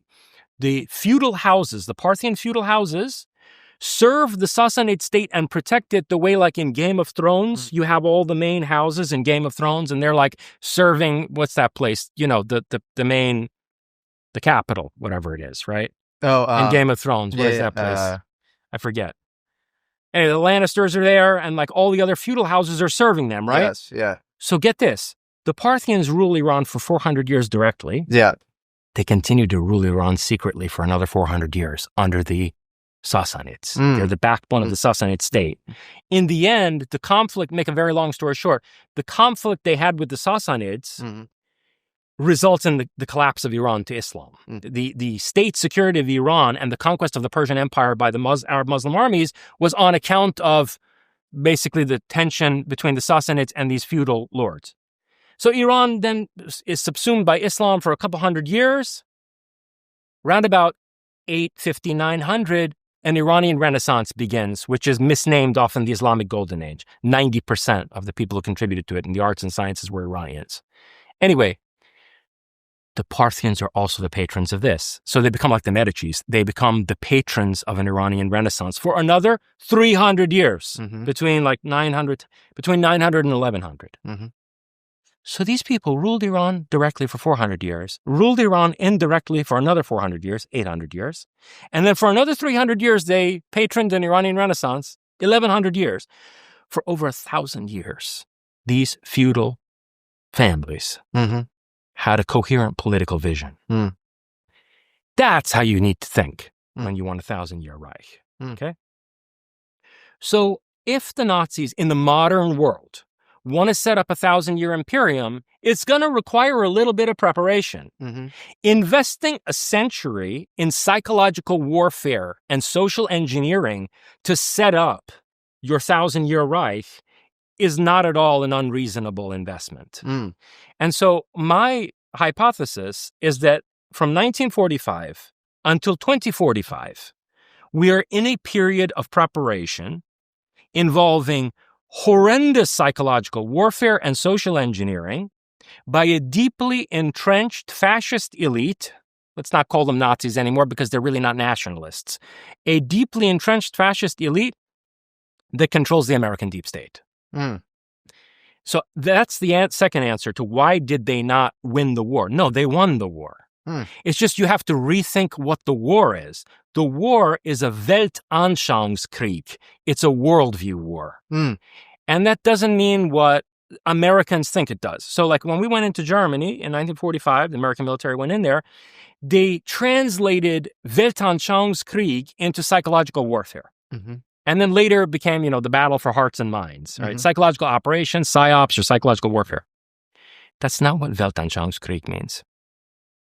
It means a war over the constitution of the world from out of human consciousness on a social level. And it goes back to German thinkers like Schelling, Friedrich Schelling, and also ultimately Nietzsche, definitely Nietzsche's idea of perspectival conflict, that there's no unified God's eye perspective on the world. There is, of course, God is dead, right? I mean, Nietzsche is the ultimate deconstructor of a theistic, monistic ontology. So there's no God to have a perspective on the whole world. And there's nothing like a God's eye perspective even in science. And science is always conditioned by culture and by politics.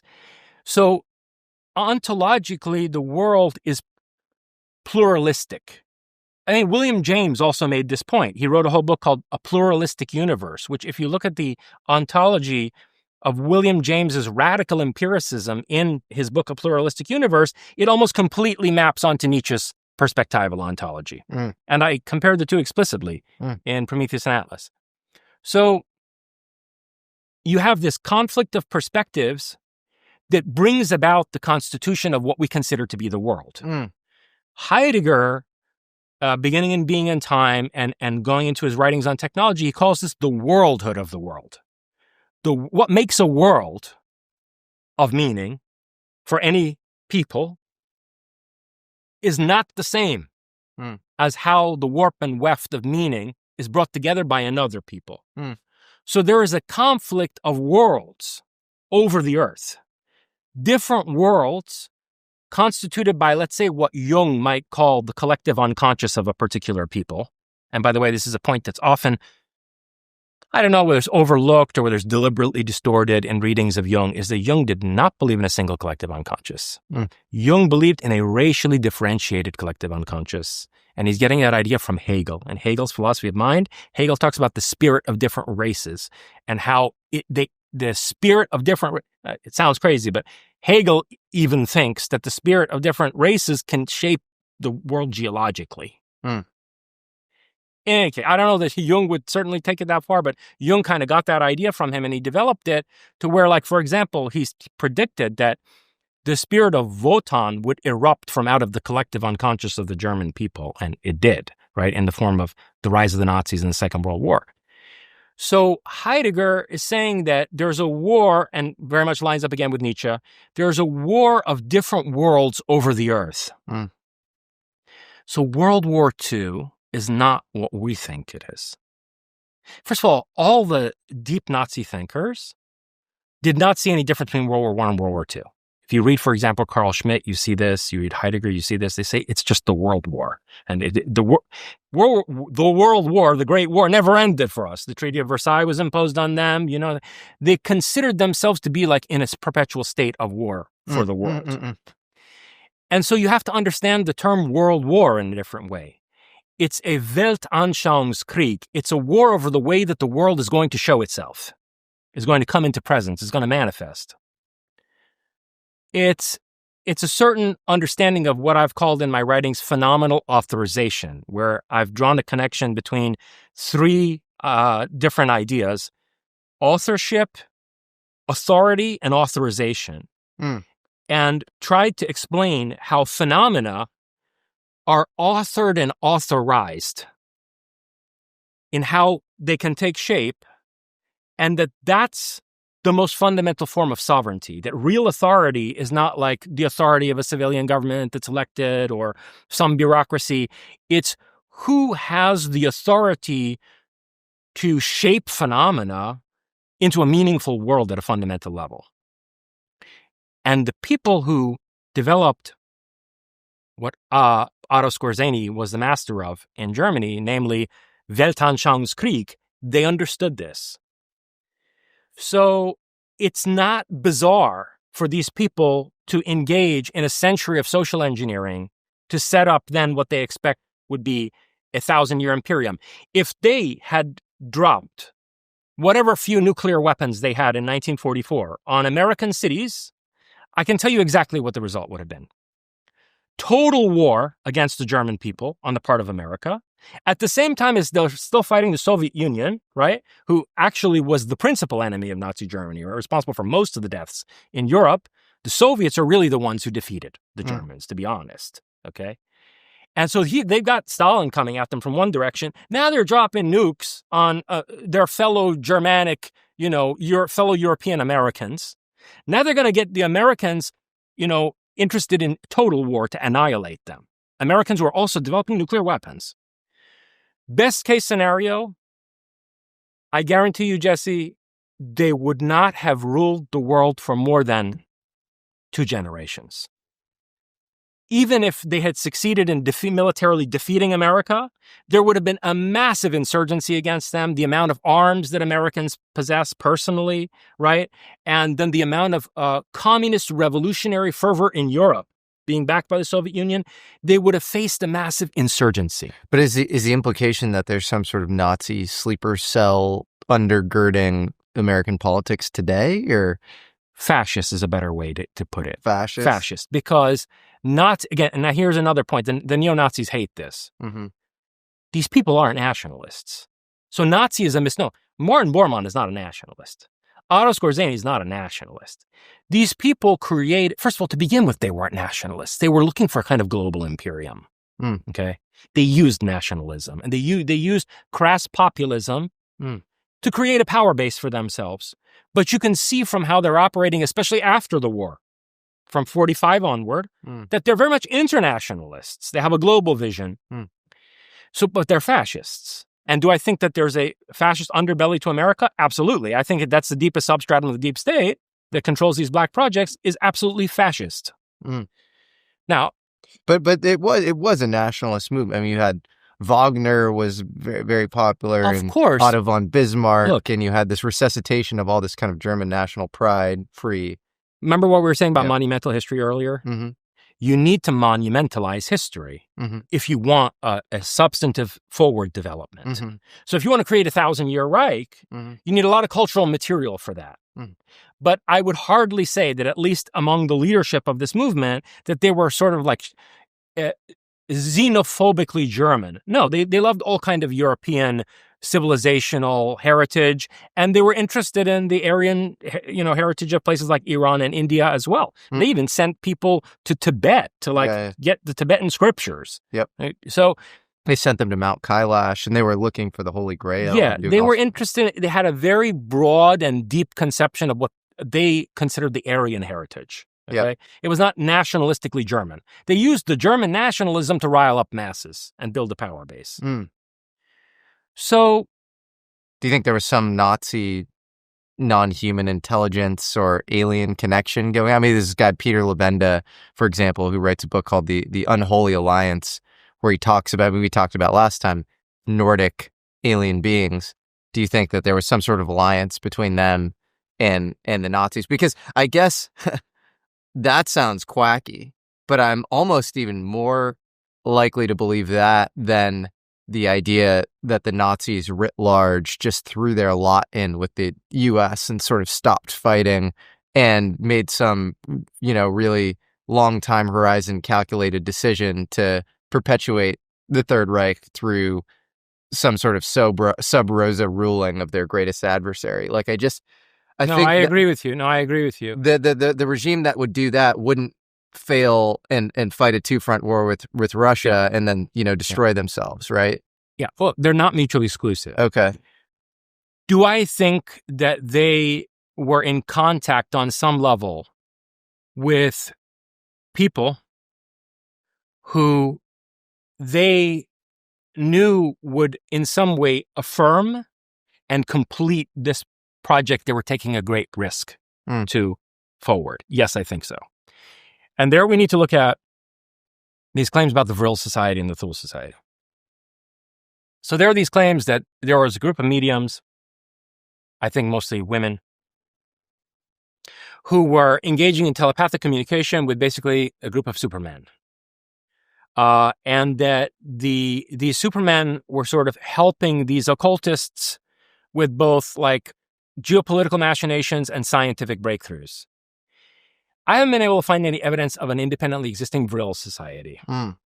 But there was a Thule society. And the concept of Vril was very important to the Thule society.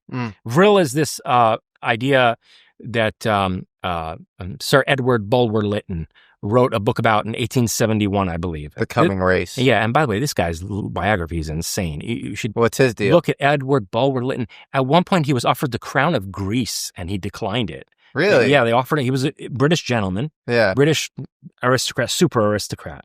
Extremely erudite guy, obviously deep into the occult, and traveled around a lot. And at one point, they wanted to make him king of Greece, and he was like, no, man, I don't want the trouble. Really? Yeah. And this book he wrote, The Coming Race, Hitler was, I think, really into. Yes. And it was this book about like an underground civilization or something. Was this based on any sort of empirical evidence? Was it from him, you know, in his journeys or whatever? Did he happen upon these people or something? I don't know. One can speculate, right? Yeah. One can speculate that might have been the case. But in any case, the Thule Society took all this very seriously. And the Thule Society, oddly enough, it was founded by this guy, Baron Rudolf von Spottendorf, who was initiated in Kurdistan, of all places. He was initiated into an ancient Iranian Kurdish order called Ahl Haq, who are basically like surviving Mithraists. Anyway, long story short, he comes back from Kurdistan through Turkey, and he creates this Thule Gesellschaft. Now, what is Thule? Thule is the Germanic conception of Atlantis. It's an island continent where a super civilization existed in vast antiquity, which these people, the Thule Gesellschaft, believed were the progenitors of the Aryan race. And by the way, they didn't make this up. Helena Blavatsky has this in her theosophical writings, that the Aryan race came from Atlantis. I mean, this is one of the claims that, you know, she makes. And I believe that on some level, Steiner accepted it also, although Steiner had a much more metaphysical, transcendental interpretation of what Atlantis was. Yeah. Well, I think he believed it existed. And then Rudolf Hess, who was in Hitler's inner circle, was a huge fan of Rudolf Steiner as well. So yes, and then the Nazis eventually considered Steiner to be their principal adversary, which is saying a lot, because when you consider somebody your nemesis, it means that in a way, actually, you're fighting over the same thing. I didn't know that. You're fighting over this. Oh, they burned down the Gothenaeum. The Nazis burned down the first Gothenaeum because they thought that anthroposophy could really become a rival to Nazism and to their vision for Europe and the destiny of the world and so on and so forth. Fascinating. So, which, you know, it says a lot. In any case, the Thule Society was obsessed with Atlantis and excavating the Atlantean heritage of the Aryans, including the Germans, and essentially of creating a new Atlantis. Now, where would this island continent be? Which, by the way, they associate, the Germans associate it with ice and a frozen over place. And some Germans believed that it was the same place as Hyperborea. Some of them did. So if you look back at Plato's Timaeus and Critias, and read every one of the clues he gives us about where Atlantis was located, he says it is an island continent the size of Libya and Asia combined, which in the geography of the Greeks of his time meant a landmass the size of the Persian Empire. That's a big island. Okay, that's like the size of the continental United States. Okay. Then he says that it's in the world ocean. And that from Atlantis, by going to Atlantis, you can cross over from one side of the world to the other side of the world. Really? And it's in the world ocean. Oh, wow. Well, we have a world ocean. It's where the Pacific Ocean, the Atlantic Ocean, and the Indian Ocean meet. Sure. In the coastline of Antarctica. Yeah. Okay? And it is an island the size of Libya and Asia combined, as he put it, or the size of the continental United States. And you can get to the other side of the world from it. You island hop through Antarctica. You can get from Africa to South America or, Yep. And he also says that there's huge mountain ranges there. So, and then one other thing. And it was destroyed by a great flood, and it might have had sort of very livable conditions pre Younger Dryas period and Ice Age, a la Graham Hancock and Randall Carlson's work. And so literally, Atlantis was just, destroyed in this great flood. And it's dated back, they say this was 9,000, in that Mythos festival, Timaeus and Critias, that's 600 BC. And they say this was 9,000 years ago, and that's 9,600 BC, which is literally the end of the Ice Age. And this flood, which ended the Ice Age, was called Meltwater Pulse 1b. So yes, and I think the mechanism for that, so the dates match perfectly. Yeah. And I think the mechanism for that was convincingly argued by Charles Hapgood. Charles Hapgood was a scientist who worked, I think, at, he might have been a historian, actually. He worked at Boston University, I believe, but he also was working on contract for the CIA. And he came up with this theory called Earth crustal displacement, where periodically, this is to really, dumb it down, but periodically the Earth would become top-heavy due to glaciation. And this would cause the crust of the Earth to slip over the mantle by a few thousand kilometers. And that pulls the ice out of the polar regions, and the ice then precipitously melts. Okay, so this notion that North America was covered by ice during the Ice Age, and that North America was where it currently is, but it was just covered by ice, is fallacious, according to Hapgood. It's that the North Pole was where Hudson Bay is today. And the reason North America was glaciated was because it was a lot closer to the North Pole. A lot more of it was closer to the North Pole. And by the same token, at that time, Antarctica was where Argentina would be today. So Atlantis would have had the climate of contemporary Argentina. And I believe in the PERIL map, which was found in Turkey, that's exactly what it looks like. It looks like Antarctica has sort of shifted, and this is supposed to be some sort of, pre-Ice Age map. Not only that, those maps, at least one of them, I don't remember whether it's the PERIL or the Orontius Phineus map, but one of them shows that Antarctica actually consists of two islands that are very close together. And this is in fact the case. Our subglacial topography has shown that it's not one landmass. It's two islands that are very close together. Interesting. Yeah. So clearly... So that also lends to its accuracy. Totally. And so whoever made those maps originally, and they may have been copied in the Library of Alexandria, whoever made the initial maps that have correct longitude and latitude on them, also, which we didn't have at that time. The conspiracy about PERIL is that the map looks like it shows the curvature of the Earth. Yeah. And this is well before Columbus. Yes. So I think that those were copied from Atlantean maps at some point. Copied and recopied many times. Anyway, so the Nazis are looking for Atlantis. The Thule-Gesellschaft is, right? The Thule Society. And Thule is their Atlantis. And by the way, one little interesting point there is that the Mayans have legends of Atlantis. They have legends of a great island continent that was decimated by a flood and that its survivors took refuge there. There is this legend among the Mayans, which I believe Graham Hancock, among others, has cited in his work. And they have these two words that they use for that place. One is Atlan, and the other is Tulan. Tulan sounds a lot like Toul. Tulan, right? Tulan, Atlan. So it could be the same word even, ultimately, or derived from the same word. Anyway, guess what the Nazis wind up doing in 1937-38? Deutsche Antarctic Expedition. They send a ton of personnel down there. They even fly over the Transantarctic Mountains and drop swastika flags all over the landscape with like spears. Why do you think they went? Because they figured out that this is Thule, that this is Atlantis. The nominal reason too, which is so prima facie just absurd, is I think they said that they were going because of butter rations, and like Antarctica was, a source of margarine or something. Right. So Well, they the needed penguins? to go explore it. The Yeah, penguins, right. yeah, exactly. Which Hess and the Penguins. it's not even like a charismatic cover story. Like it's, that seems so patently ridiculous. There's a book called Hess and the Penguins. Oh, I didn't know that. Hess yeah. and the Penguin. Oh, Yeah, so get like this. like Herman Hess. No. So one of the main guys they send to Antarctica is Rudolf Hess. Oh, Rudolf Hess. Yeah. Okay.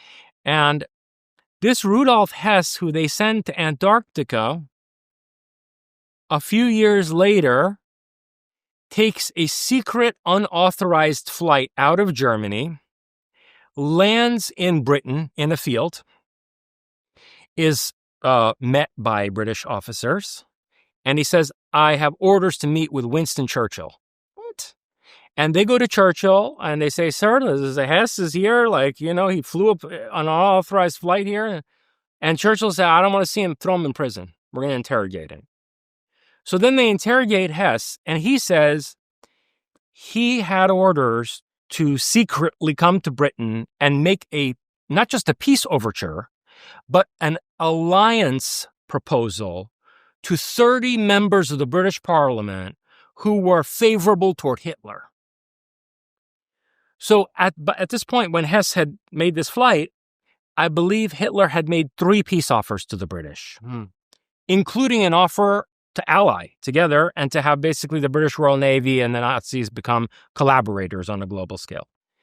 And so this was the final peace offering before the outbreak of hostilities. And who did they send? The guy who was in Antarctica. What's the significance? Well, and then here's the other thing. After the war, he remained in prison. They kept him in prison. So this guy didn't participate in the brunt of World War II. He was put in prison before hostilities break out with the British. They keep him in prison, and then they send him to West Germany, where he winds up imprisoned to the day he dies, and no one's allowed to talk to him. They quarantine him. Rudolf Hess.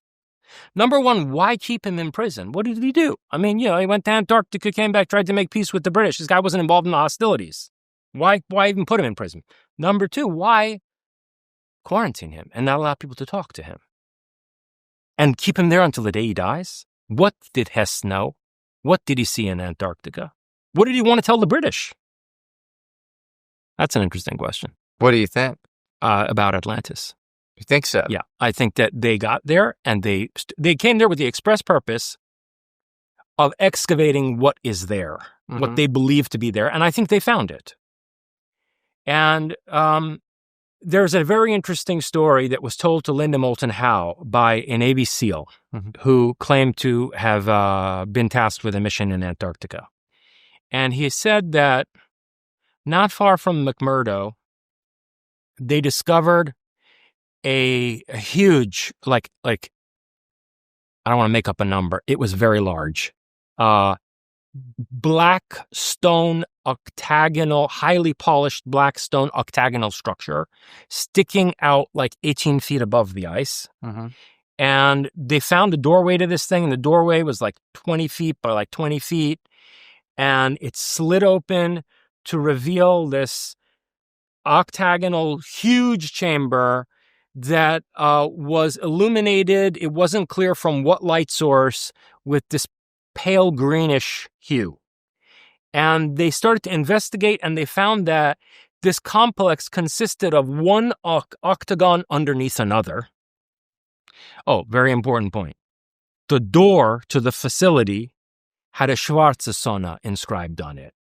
Etched perfectly into this polished black stone. What is that? Was the black sun symbol that the SS had put on the floor of the main meeting hall in Wewelsburg Castle, where the highest order of SS Knights would meet, led by Himmler. So that same symbol, according to this Navy SEAL, was on the door to this octagonal facility. And they went and explored it, and they said it was octagon underneath octagon until the last lower level of it opened into antediluvian ruins, into like vastly ancient megalithic structures that were trapped by the ice, deep underneath the ice.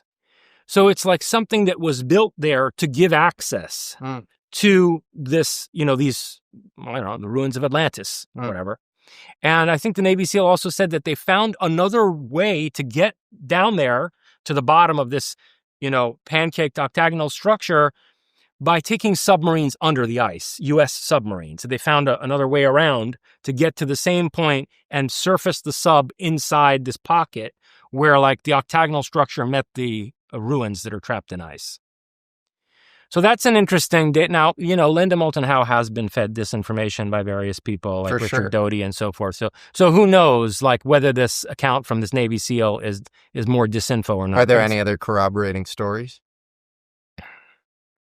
Well, there's Operation High Jump. Mm-hmm. So in 1946, for whatever reason, United States Navy sent a huge expedition of ships to Antarctica.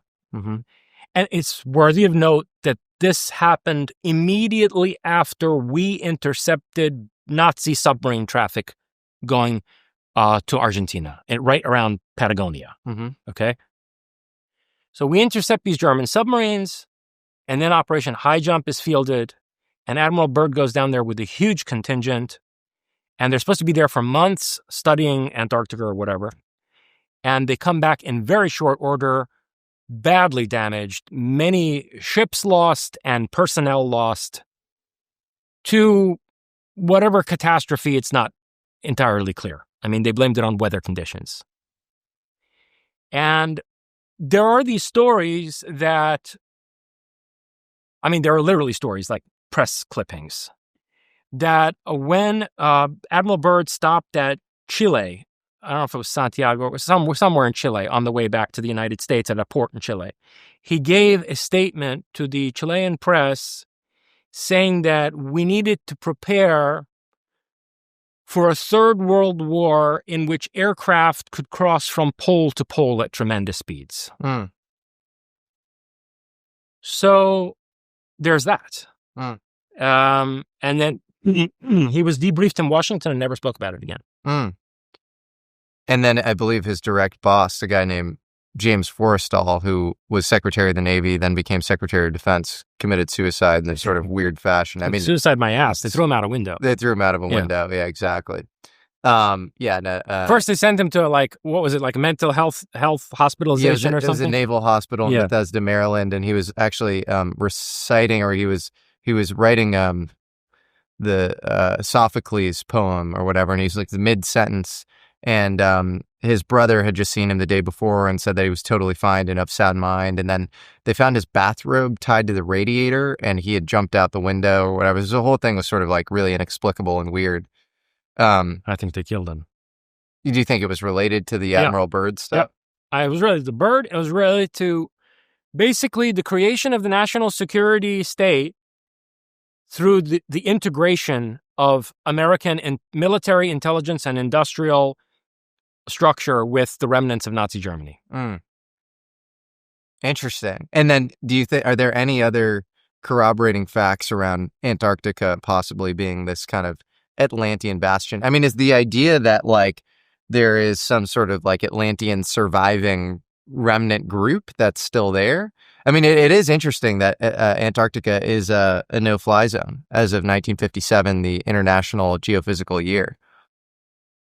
There have been skiers who were putatively exploring Antarctica for sport, who have had black helicopters descend on them, and they were told that they are in an area that affects the national security of the United States and that they're going to be immediately evacuated. Really? Yeah. And now there shouldn't be an area that affects the national security of the United States legally, because according to the Antarctic Treaty, Antarctica is like a neutral zone. Yep. Right? I do suspect that the principal submarine location for these Nordics who we discussed in our first conversation is Antarctica. That's what I suspect. That if the Atlantean civilization was destroyed there by some precipitous flooding and, Antarctica being pulled into the southern polar region so that it froze over. Oh, I'll tell you another interesting corroborating piece of evidence in a minute. So that it froze over. Look, if we're dealing with this super advanced civilization that had like ZPE, propulsion, Of course, they had underground facilities. Antarctica's full of mountains. It has mountains that rival the Himalayas. Those people would have built facilities inside mountains and underground. Those facilities would have survived. So there would have been Atlanteans who survived in these facilities. I think it's even speculated now by climate scientists and geophysicists that there could be subterranean parts of Antarctica with pretty warm climate. Lake Vostok.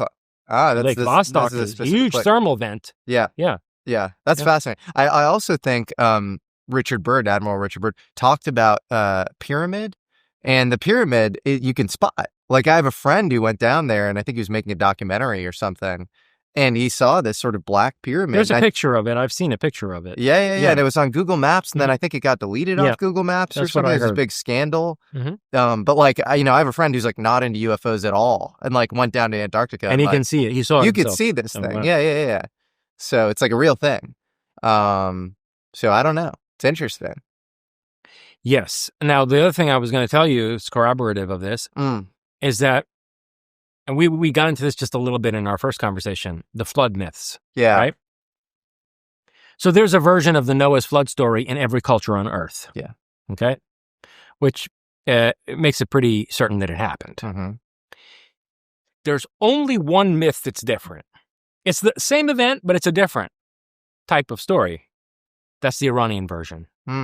So in the Iranian version, which is preserved in the Avesta, the ancient Iranian scriptures, originally Mithraic and then Zoroastrian scriptures, it says that the Iranian people, which you have to understand, like when they're using the term Aryan people, like I said, in the Parthian period and before, the country was called Aryana. So in the Avesta, it says that the Aryanim, the Aryan people, come from an island continent at the center of the world, which froze over. Froze over. Really? Yes. Interesting. That it was basically ice came and engulfed it, which is like a tsunami that then freezes. Okay? So all the cultures all around the world have flood myths, but this one culture says that we come from an island continent which froze over. And it's at the center of the world. Well, if where you consider the center of the world is arbitrary. If you're living in Antarctica and you notice, by the way, that all the other continents are distributed around you, like Plato said, at the center of the world ocean, you're liable to consider yourself the center of the world. Sure. And one other interesting point in that regard is that although the majority of Antarctica prior to this, Younger Dryas catastrophe, although the majority of Antarctica would have been where Argentina is today, part of it was already in the southern polar region. So it would have been a place like Patagonia, where there was a place on Atlantis where you come up against the ice sheet, right? Now, that's interesting because center of the world, like it could also be taken to mean like the north of the world or the pole of the world. And in fact, in Iranian esotericism, they do say this about this place, that it was the pole of the world. The north and south poles of the world flip magnetically at various intervals, long intervals, but not that long. If we... I say it's like 9,000 years or I think it's longer than 10,000 that. years. I think it's longer than that. Yeah. But, Edgar Casey, now, that's all a rabbit hole, but various mediums have looked at Atlantis and have said things about Atlantis, and they describe a civilization that went on for tens of thousands of years, which then was brought to this catastrophic end about 12,000 years ago, right? Now, if Atlantis existed for tens of thousands of years, was a thriving civilization for that long a period of time, it would have been when Antarctica was the North Pole of the world, the northern magnetic pole. So when people talk about Hyperborea, the land at the north of the world, and the Germanic people on the Thule Gesellschaft say that Ultima Thule was the northern continent, it fits with when the magnetic pole was in Antarctica and when part of Antarctica was already in the pole, but most of it was where Argentina is today. So all of that somehow, I think, is corroborative. Very interesting. You do have like a lot of very high net worth people going down there occasionally. Bill Gates likes to go down there. I have no idea. He's probably not communing with aliens or something, but that is interesting. There's a lot of kind of very wealthy tourism. Yeah. Well, I think we're going to find out what's there. You do? Yes. Very soon, unfortunately. Why? So a number of remote viewers have remote viewed the year 2050. Mm-hmm. One group was led by Stefan Schwartz. Mm-hmm. And Lynn Buchanan also did the same project of remote viewing the world in 2050. And other people as well, but these are two very prominent ones. And they all say that there's going to be a catastrophic, precipitous sea level rise. Not the kind of sea level rise you expect like a few feet from global warming or whatever, climate change. No. And not just a tsunami like you would expect. Another thing that Lynn has talked about is Cumbre Vieja exploding on Las Palmas. And, the flank of that volcanic mountain collapsing into the Atlantic Ocean, which then would create a tsunami that would batter the east coast of the United States, right? And he thinks that may happen at some point. And by the way, when it was going off, I was in communication with him, being like, Lynn, do you think this is it? Like, should I leave New York? I was in New York. And he's like, I'd say 50-50. You should get your ass out of there. It's like a coin toss at this point. Anyway, but not like a tsunami, okay? Permanent sea level rise of between 200 to 300 feet. Meaning every coastal city in the world is going to go underwater by 2050. Every coastal city in the world. That would affect about 4 billion people. But I don't know. There are all these predictions in UFO space around 2027. I'm just telling you, the remote viewers all see this. They see that all the coastal areas of the world have gone deep underwater. Yeah. You know what would have to happen for that to be the case? The Antarctic ice sheet has to melt. Sure. Completely. Yeah. Completely. Which means two things. Mm-hmm. One, it means that there's some massive event that, high energy or something, whatever, that causes that, or a geophysical event of the kind that took place 12,000 years ago. In other words, another crustal slippage that pulls Antarctica back out of the southern polar region. Yep. And then it melts precipitously. Or an asteroid. Or an asteroid could hit Antarctica and melt the ice sheet all at once, break it up into ice cubes and then melt it quickly. So, or who knows? I mean, what? Like, I hope nobody's storing fusion bombs in Antarctica. Okay. Well, there's that guy, there's the Eric Hecker guy who says that there are like neutrino detectors and emitters on the South Pole that Raytheon and the U.S. and aerospace primes are, running. And that even caused the Christchurch earthquake in New Zealand. And I don't know what to make of him. He's a very odd character. I invited him on my show and he got kind of squirrely and fell off. I do think tectonic weaponry exists. I mean, Nikola Tesla describes having used tectonic weaponry in his laboratory. He caused an earthquake in Manhattan. Yeah. The police broke down his door, and they had to take a sledgehammer to the thing. Well, some people have this conspiracy that Tesla, the Tunguska 1908 Siberia asteroid impact was actually just a Tesla death weapon that was being tested near the North Pole. I don't know if you've ever heard that conspiracy. I certainly have heard it, but I heard an even more interesting explanation of Tunguska, which fits with what we've been discussing and what we discussed in our last conversation. Because the conventional, or I don't know if it's a conventional explanation, but the Graham Hancock explanation is that it's a comet airburst from the Taurid meteor stream.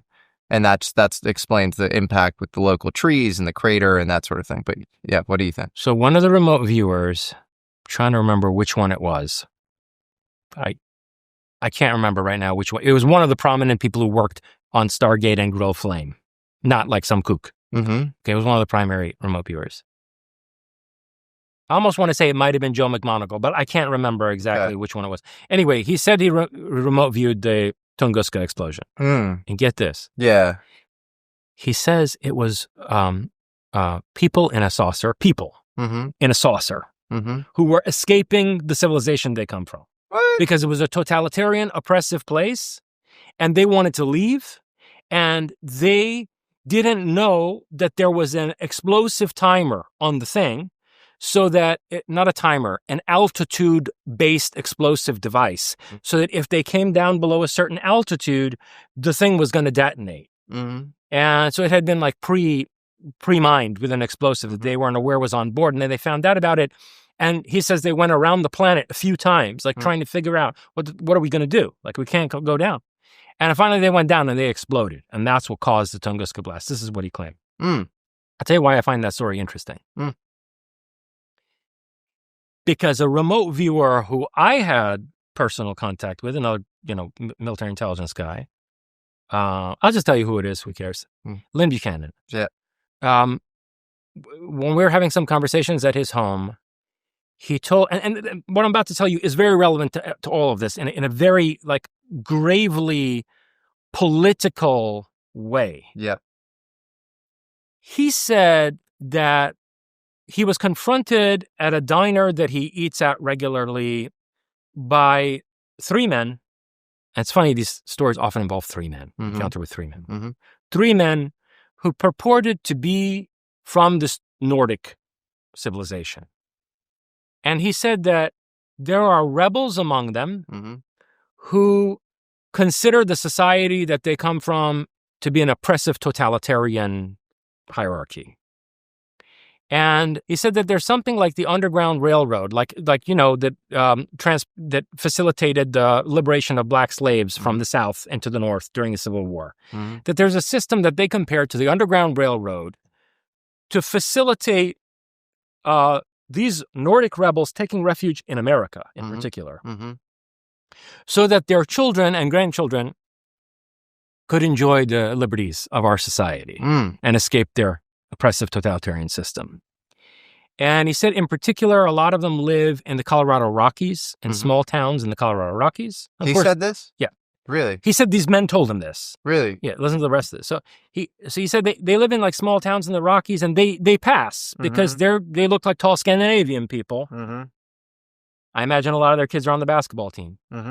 And so he said, look, we know that Kit Green at the CIA has some program to access the 23andMe and, like, whatever Ancestry.com databases through some backdoor, and that they are screening the entire, whoever signs up for these services, for a specific genetic variance from the normal Homo sapiens population, which the CIA knows to be the genetic marker of these Nordics. And they said, look, our children, especially our grandchildren, have no idea where they're from. We tell them stories about how, like, their grandparents are from Sweden or whatever.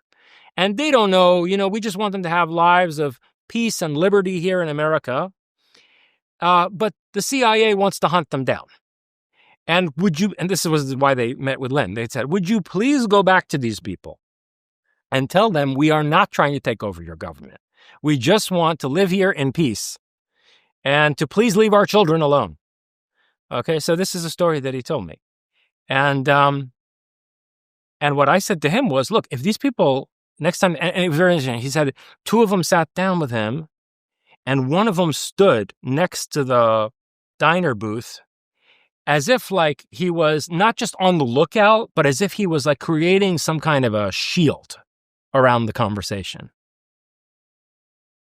And so I said to Lynn, if these people come back next time, could you please tell them that instead of, selfishly seeking a life of peace and comfort and liberties for their children, they should help us to carry out some kind of a coup against this fascist deep state that we have in this country. Because if they don't help us do that, soon these liberties that they came here for aren't going to exist anymore. And they're going to be living back under the system that they escaped from. So, they should get in touch, and there should be some kind of a coordination to, work on the American deep state together so that, this kind of a system that they want to benefit from continues to exist. How's that effort going? Crickets. Interesting. Well, anecdotally, I've heard some very interesting and weird stories around Nordic-looking people in the Rockies. So I have too. I have too from other people. Like yeah, it's interesting. So do you think that this, like, okay, so we're in crazy territory right now, but do you think if these Atlantean survivors are camped out in Antarctica now. What do you think they want with mankind? Do you think if there was any relationship between them and the Nazis? 100%. And so were they trying to sort of immanentize the eschaton, kind of the Eric Vogelin, like, you know, they were trying to bring about some sort of apocalypse, or like, what did they want? Like, why would they? I mean, you would assume they're kind of nefarious if they are partnering with the Nazis. Or are they good, or is it like way more complicated than that, and good and bad are just like human constructs that we're trying to apply to a paradigm we don't understand? What do you think their intent is? It's an Ouroboros. Okay. What does that mean? It's the snake that's biting its own tail. That alchemical symbol of the snake that's biting its own tail. The biggest problem, and I saw this in some of the comments, you know, in response to our first conversation, the biggest problem that people have with wrapping their minds around this is the element of time. If we're dealing with a time-traveling civilization, it means they have a hyperdimensional relationship to human history. Okay? So all these people have these weird taxonomies of 43 different alien species and 10 different kinds of Nordics, and the tall whites. And Charles Hall talks about the tall whites, and then he talks about the Norwegians with 23 teeth. 24 teeth. 24 teeth. Yeah, okay, look. That was the most insane interview I've ever done. I don't know what to make of it. Here's the problem. Yeah. Okay, just let's look at it on a conceptual level. Yeah. Just leave out the aliens for a minute. Just let's look at time travel on a conceptual level. If you have this scientific breakthrough to where you can engineer time machines, from that moment forward,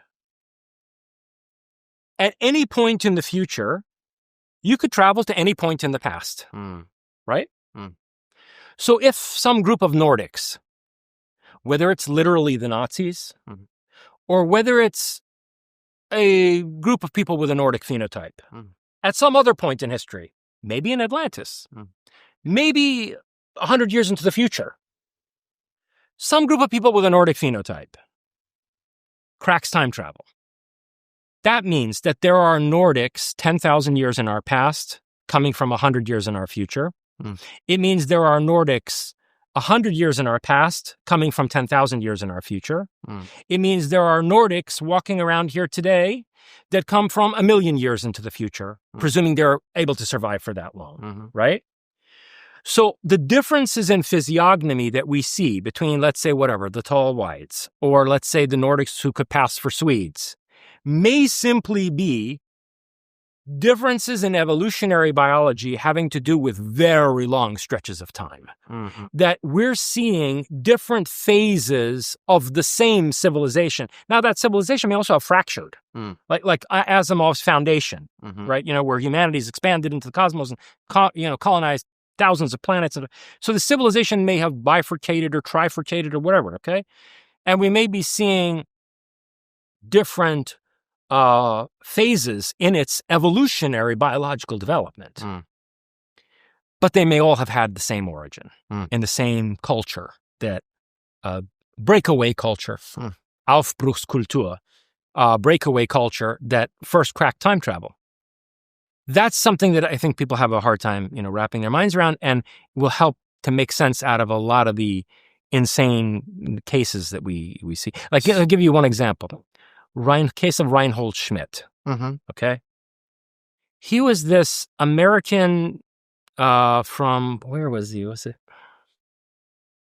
I can't remember. It was one of the states, like the Dakotas, or I can't remember. Anyway, not a highly populated area. Guy from the country, and Reinhold Schmidt was, I want to say, Nebraska. Anyway, this case is from 1957, and he's out driving, and his car dies, and there are two other cars and a tractor that are also taken out by the EMP of this UFO. So there were multiple witnesses, and these people independently reported the incident to the police. But Reinhold Schmidt is the guy who they engage, the people who come out of this saucer, and they bring him aboard. He says he was engaged by two men. Then when he was brought into the saucer, there was another man and two women also. The ship was from the outside a complete solid piece of aluminum or highly polished steel. Upon entering the ship is entirely different. It is transparent. You would look up, see the sky, look down, see the grass below you, or see the entire countryside. How many people were in the machine? There were 6 people, 4 men and 2 ladies. Did they look like us? Yes, they looked, if they would see them on the street, you couldn't detect them unless you had seen them on the ship. Did they tell you what they were doing here? No, they did not. I asked them what they were doing here, what kind of a ship it was, and they said they couldn't tell me that at this time. And he says they didn't know, Reinhold Schmidt, they didn't know I had German ancestry, and I spoke German. This guy learned German at university. So not only did he know some German from being of German ancestry, at that time like a quarter of America's population were of German ancestry, but he also had studied German at university. So this is what he claims. He says, I realized these guys were speaking in High German to each other, Hochdeutsch, which the SS used to use as a mark of distinction. And he said they asked him whether he knew anything about the American satellite program, and he said, I don't know. Why would I know anything about the American satellite program? And then he said they went on to predict a number of failures that the U.S. satellite program would have in those early days when we were competing with the Soviets and Sputnik and so forth. And then they dropped him off, and he went about his business. Isn't there some other example of this with Betty and Barney Hill, famous abduction case in 1961, this interracial couple? You know, it's kind of the archetypal abduction case. Wasn't there some sort of Nazi connection there? Yes. And see, this is one of those cases which has been warped by people where like people have like, they've embellished the folklore and reworked it into where these were like monstrous aliens. But I believe that what you're referring to is that if you look back at Barney Hill's original statements, and when they first asked him, what did they look like? He said, well, they look like Nazis. Really? Yeah. Wow. Well, they look like Nazis. You saw him through this window, or you said there was a row of windows? It was a row of windows. Just a huge row of windows, only divided by struts or structures that prevented it from being one solid window. Or then it would have been one solid window. And the evil face on he looks like a German Nazi.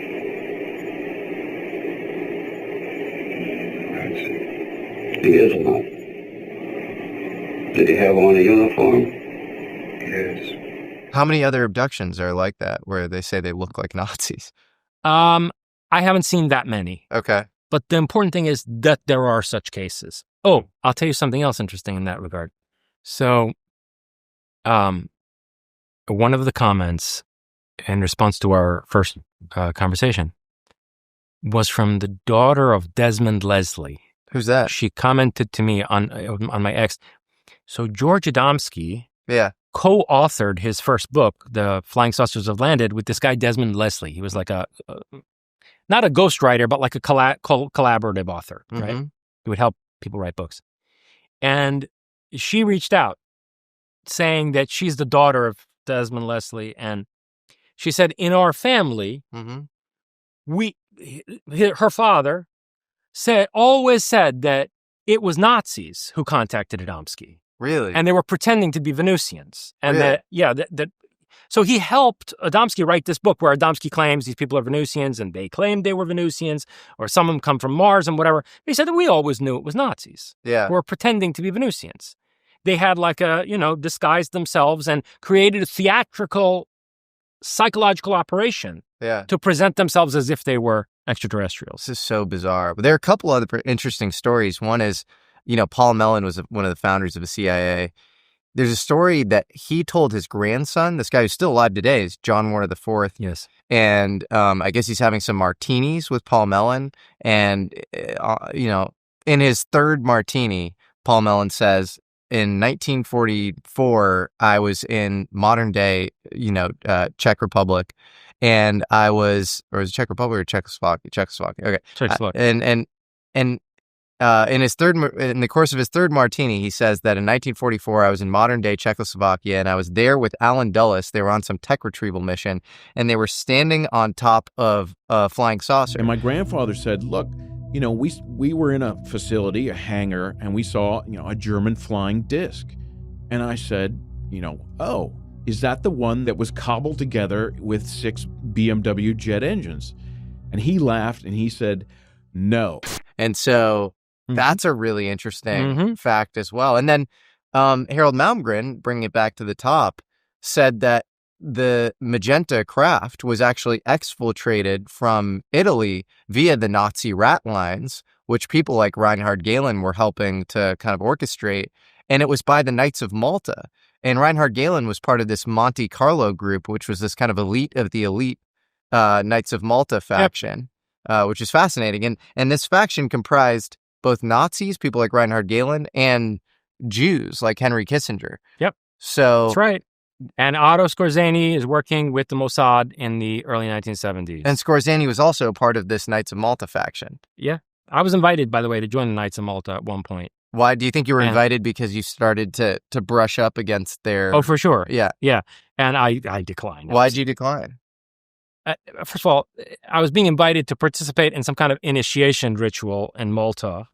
And I happened to know that the fellow who invited me had a track record of recording people involved in sex acts and using it as blackmail material and so on and so forth. Okay? So I was not about to go to Malta. Some sort of like Epstein. And besides, by the way, it's just that kind of thing. Okay? And he was a member of a dozen different secret societies, this guy, at a high level, including the Knights of Malta. I would never join any such organization, just for the record. Masons tried to get me at one point, high-level Masons wanted to bring me in. I will never join any such organization, because at the moment you do that, you lose your independence. So anyway, but absolutely, this stuff, I've heard the same stuff about Dulles and, witnessing the saucer in Czechoslovakia and so on and so forth. Yeah.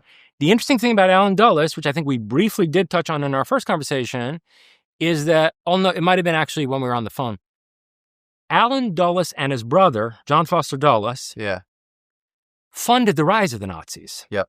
Together with J.P. Morgan Chase and Rockefeller from out of New York. Yeah. So did Prescott Bush. Oh, yeah. And so, look, the point is this, that in a lot of ways, both Paperclip and the absorption of the Gehlen network were a homecoming. It's almost as if Nazi Germany was set up as a field laboratory to do some highly unethical things, which would then be harvested back to America. So is your world model or mental model something like there's like an elite strata, and these are the names we're throwing out now, people who some of whom come from these older families, some of whom are just like, the kind of elite ruling class of the United States, that might be coordinated with, either incidentally or deliberately, with this sort of non-human faction, or not even non-human faction. You don't like that word, this sort of Nordic overlord faction or something. Yeah, but it's even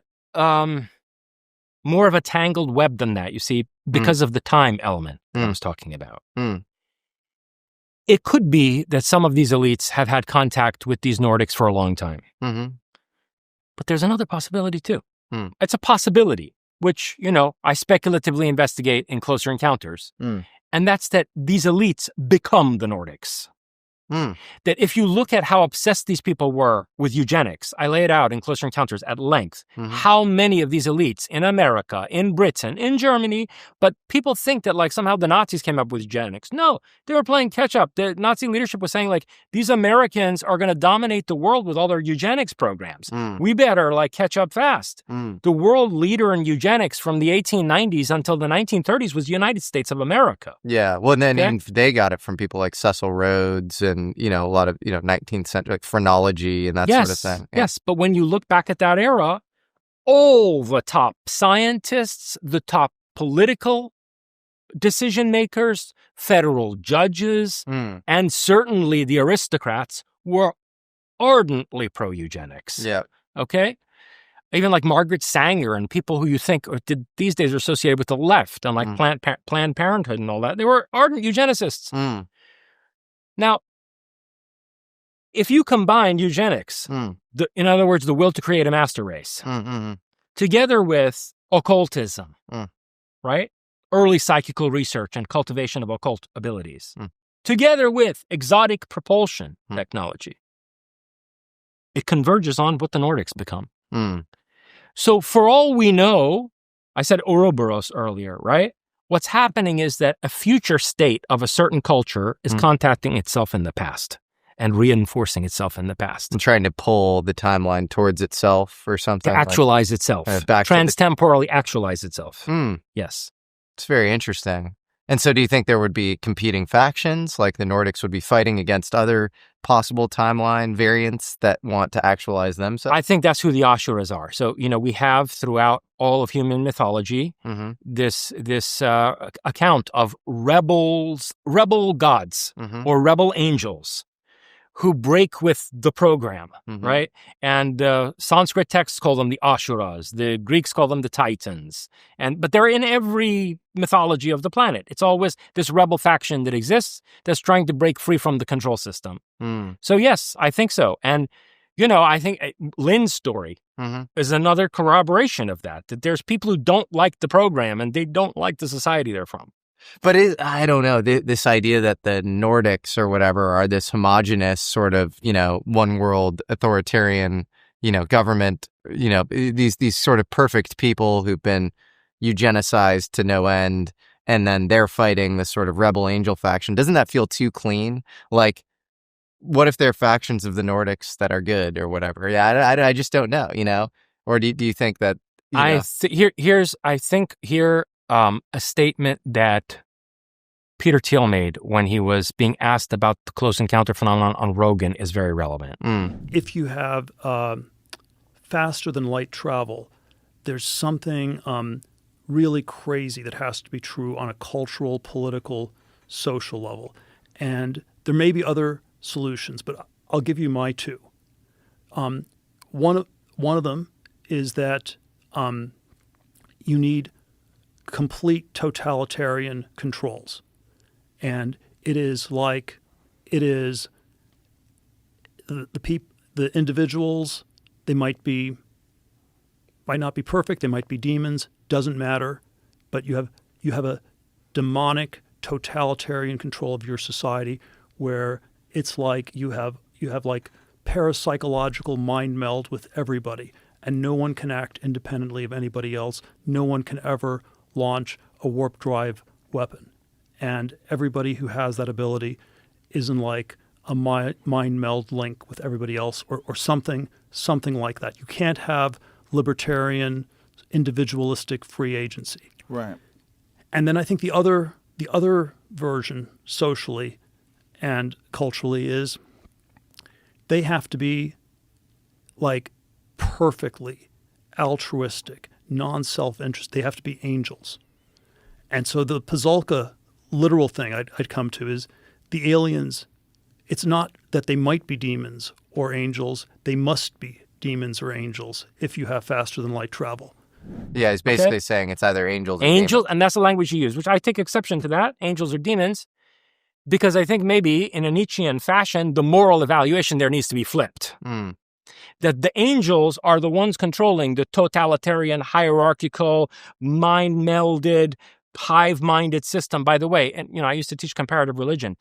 In all the Abrahamic religions, one thing that they consistently say about the angels is that they have no will of their own. The angels have no real individuality. They have no real will of their own. They do the will of God, which like binds them together with a single purpose. That's like a totalitarian society controlled by an AI. Okay? Now I'm going to go somewhere really disturbing with this, but it's an angel just means messenger generically, so it is. Yeah, exactly. Yeah. Evangelos, and the Hebrew original meant the same thing. And so, like, for example, the angels who come to Abraham, they're three men. And they did look particularly beautiful because the one who goes to Sodom to retrieve Lot, the lecherous men want to have sex with this guy because he's so good looking. And by the way, the Nordics are known for that. And they're known to be like super good looking people. They look like supermodels, basically. Colonel Alexander, when he told me the story of the couple of Nordics that he saw in the casino hotel in Las Vegas, he said they were like that too. They were like out of the pages of a fashion magazine. Anyway, place I want to go from there about the angels, the angelic hierarchy, and why, in fact, it would be so simple. You said it seems too simple. Gods versus Titans, right? Devas versus Asuras. No, for the reason Thiel gave. You would have exactly that bifurcation. And it would be a very black and white conflict between an extremely repressive, hierarchical, totalitarian society that allows for almost no individuation. And on the other hand, individuals who don't want to live in such a world and who are trying to find a way to carve out some space of freedom. But who have the same technology. And so the disturbing place I want to go from there is relevant to the subject of my latest book, which is a study of the afterlife, death, the transitional state, Tibetans call the Bardo state, and rebirth, evidence for reincarnation, so and so. And in the course of researching this book, I've looked into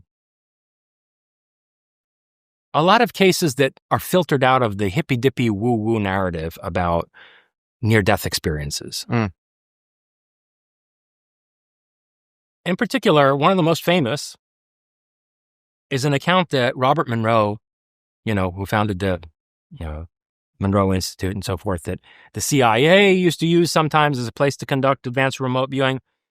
Robert Monroe, in his second book, Far Journeys, I think from 1985, basically says that in the course of his astral projections, he discovered that we're living in a control system that is managed by entities who work for a demiurge that's harvesting us for what he called loosh. He said that we're in a loosh farm, that humans are being deliberately subjected to conditions that create extreme emotional states. Extreme suffering, misery, fear, terror, ecstasy, extreme desire, pathological impulses, and these are all being used to basically generate a form of energy that they can harvest from the human soul, including after death, where they basically juice souls for the loosh. Now, there was also a researcher called Carla Turner. Who I believe was killed, even though she supposedly died of cancer at the age of 48. The CIA has something that mimics a very fast-acting cancer. And they've used this on a number of occasions to kill prominent people, I believe also including the Shah of Iran. Really? Yeah. Who else? Do you remember Peter Jennings did this special on UFOs? Do you remember that? In the night, whenever it was that he died, shortly before his death, he did this huge special on UFOs for which he had recorded like days and days worth of footage with all kinds of prominent whistleblowers. And it was supposed to air on primetime television. Is that true? With him as the narrator. Yeah, they aired it, but what they aired excluded 90% of the material. I didn't know that. Peter Jennings did a UFO special, including a lot of whistleblowers. Extensive. I had no idea. Like, it was supposed to be like a multi-part program that would air over weeks or something. And he records this thing, gets cancer, drops dead. Really? Like within a year of like this program airing. I had no idea. I didn't know about any of this. Yeah. What? Yeah. Peter, So I mean, think he that's was another, like Walter Cronkite 2.0. That's right. So that's another case of it. What? And so I think Carla Turner was killed by this. In any case, Carla Turner did interviews with a lot of experiencers, abductees, who reported the same kinds of things as Robert Monroe did in Far Journeys, where they said that we are in a control system that's being managed from out of a metallic sphere just beyond the Earth. And they describe the inside of this thing. What? I think, going back to our first conversation, what they're describing is the inside of the moon. That there is what we might call, using the Soviet language, a psychotronic control system, a kind of spectral technology inside of the moon, which is impinging on and manipulating humans in the afterlife state. What? And it's not omnipotent. Yeah. It's not a flawless system. So it's possible to assert your free will and self-determination in the face of this system, but it's very difficult. So a lot of people have had near-death experiences, for example. They describe being pulled toward this light. It's like they couldn't resist going into the light. Yeah. They tried in some cases, but it was almost as if it was an electromagnet, like pulling them into it. Sure. And then when they go into the light, one of the most common things that's described is that people are shown their dead relatives and religious authority figures like Jesus. And, or like if you're a Hindu, you see Hindu gods, interestingly. I'll give you a terrifying case from a Hindu in a minute. So you're pulled into this light, and then they show you your dead relatives, and they show you Jesus and whatever. Well, here's the problem, Jesse, is that if you look at Dr. Ian Stevenson's extremely rigorous research on reincarnation that he did at the University of Virginia for decades on children's spontaneous memories of past lives, all the cases show that the average interval between death and reincarnation is something like, it could be anywhere from 6 months to 3 years maximum. It's usually not more than several years. So when you are having a near-death experience and your grandmother, and let's say you're in your 60s in your 60s, and you see your grandmother who died when you were in your 20s, that's bullshit. You are being shown an artificially generated simulacrum of your dead relatives to manipulate you.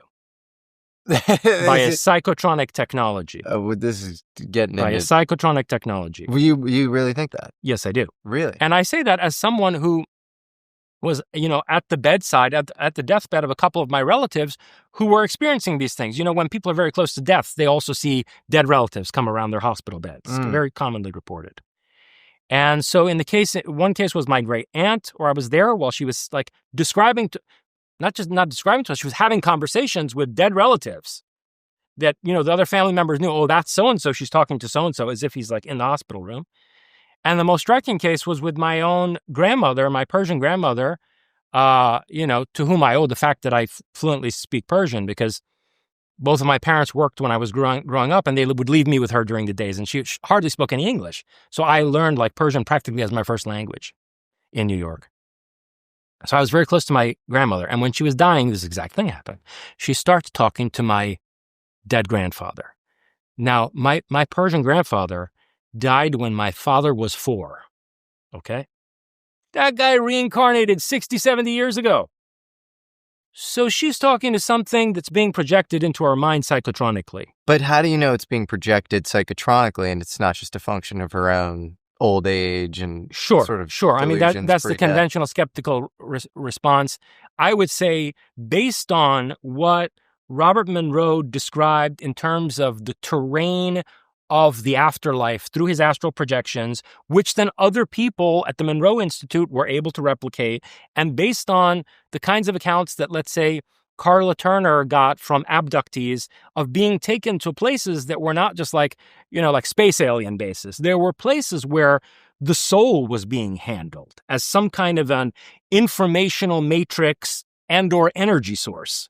John Lear would say that there's like a soul catcher on the moon, but he also was kind of crazy and would say a lot of stuff that, probably was BS. I guess my point is we don't need to I've heard that, by the way. I've heard him talk about it. My point is we don't need to depend on him. Other people have said this, and let me give you one more example of somebody who's described this is, oh God, I hope I don't get this name wrong. Scott Turner or Scott Trevor or Scott Turner was a leader of a team of remote viewers. And these are private sector remote viewers, I think of the kind who offer corporate services and stuff like that, who did a remote viewing on the word moksha. Moksha. So what was in the envelope was moksha, the target they were blind to. Moksha means liberation in Sanskrit. It's like how you get out of the wheel of samsara. And so he does this session with his team. And long story short, he comes back with this horrific account that all of them do. Of course, they're all working the same target, blind to the same target, and they're all doing this independently. And then they compare notes. And they said that you can't achieve moksha because as you try to escape the earth, there's something that grabs you and bends you back toward the earth. Like if you're a ray of light, it's like it bends the light that's your soul back toward the earth, like a what do you call them? A lensing effect. And he said it's originating from some celestial body near the earth, and that it is part of a vast machinery of energy extraction, which was set up in our solar system at the end of a war that devastated the solar system. He said that like millions of years ago, there were these horrendous people who wanted to establish this energy harvesting system here and wanted to exploit humanity for this purpose. And there was a rebellion against them, and the conflict was waged across the entire solar system. Now, this is interesting in terms of what we discussed regarding Mars in our first conversation and the apparent devastation of Mars in some kind of a nuclear war, according to Dr. Brandenburg. So Turner and his group said, Turner, Trevor, Scott, whatever, this remote viewer, it's going to be in my new book, Thanosis. But you can find it. Google remote viewing moksha. People were so disturbed by the video that the guy took it down. He has like, all his other videos up, but he took this one down, but other people uploaded it to other sites.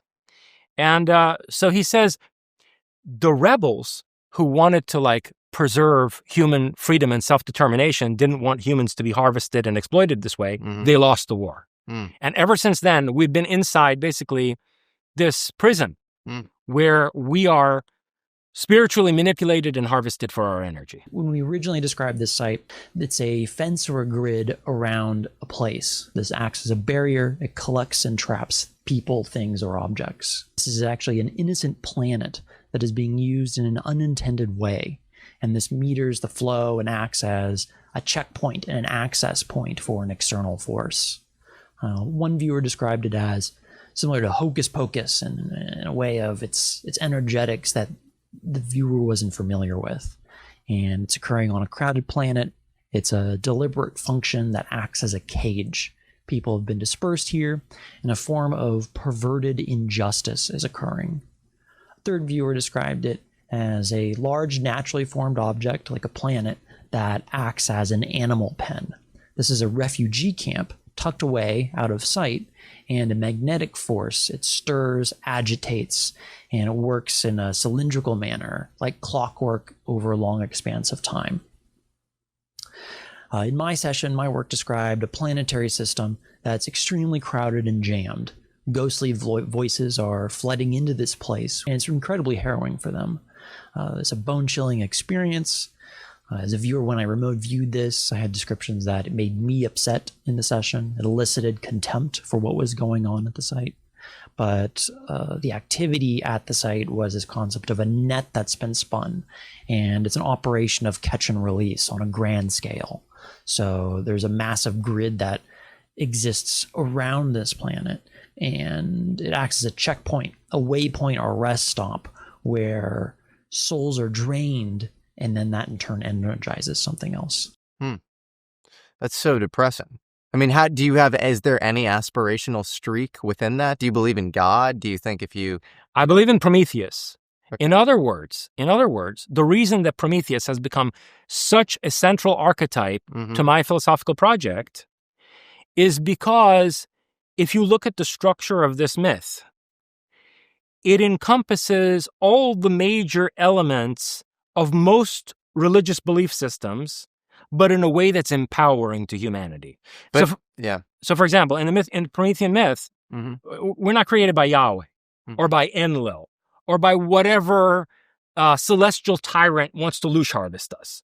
We're created by this genius, like artistic spirit who rebelled against Zeus, right? Because he thought Zeus was a sadistic tyrant. And we're created by him in his image to be a race of new gods. And the only reason that we don't wind up fulfilling that destiny is that Prometheus is punished by Zeus, right? And chained in the Caucasus and has his liver devoured. What does the devouring of the liver mean? The liver was used for fortune telling by the ancient Greeks. It was like crystal ball gazing. So they believed that they could read the future by like, looking into the blackness of the liver by candlelight and so forth. So what that symbol means is that the ego of Zeus wants to know what Prometheus knows. So not only were we created by this positive spirit, also Prometheus knows more than Zeus and can see further than Zeus. So our creator is more knowing than the sadistic tyrant. And our creator wants to cultivate in us the same kind of forethought, the same kind of visionary creative capacity, right?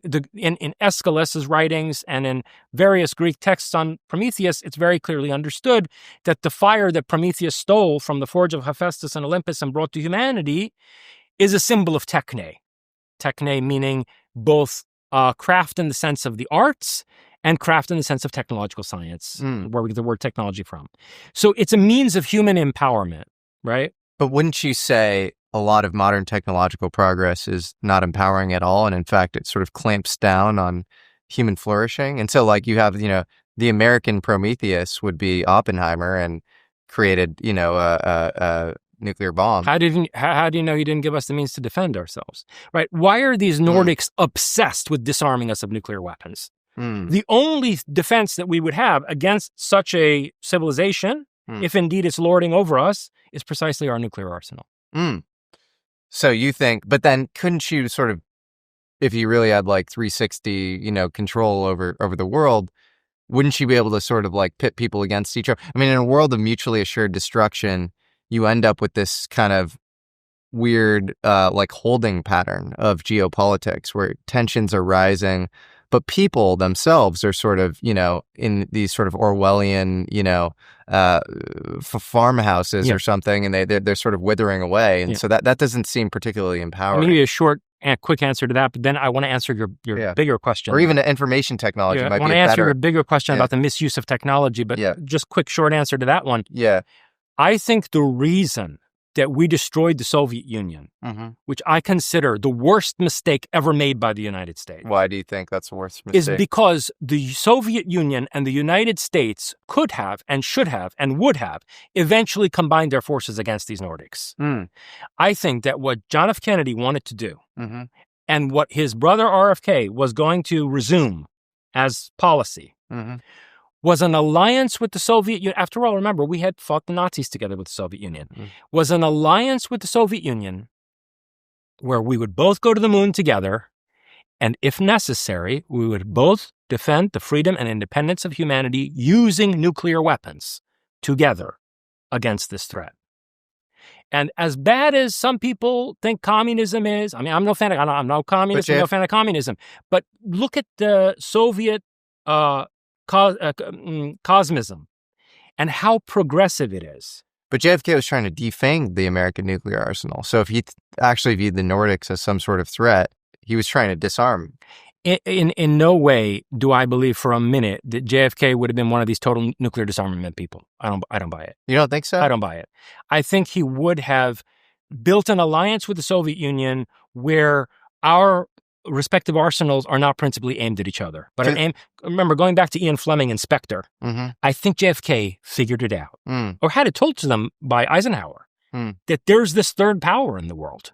Because he had these back channels with Khrushchev, and this guy Norman Cousins, who was a family friend, was going back and forth, and the rumor was that he wanted full détente and disarmament, and he wanted to go to the moon with the Russians. Yeah, he wanted to do some sort of cooperative space program. But that, but still the nuclear disarmament part would go against some sort of belief that, we were trying to defend ourselves against some alien. In any case, the reason I think that it was the worst mistake we ever made is because there are far worse things than Soviet communism.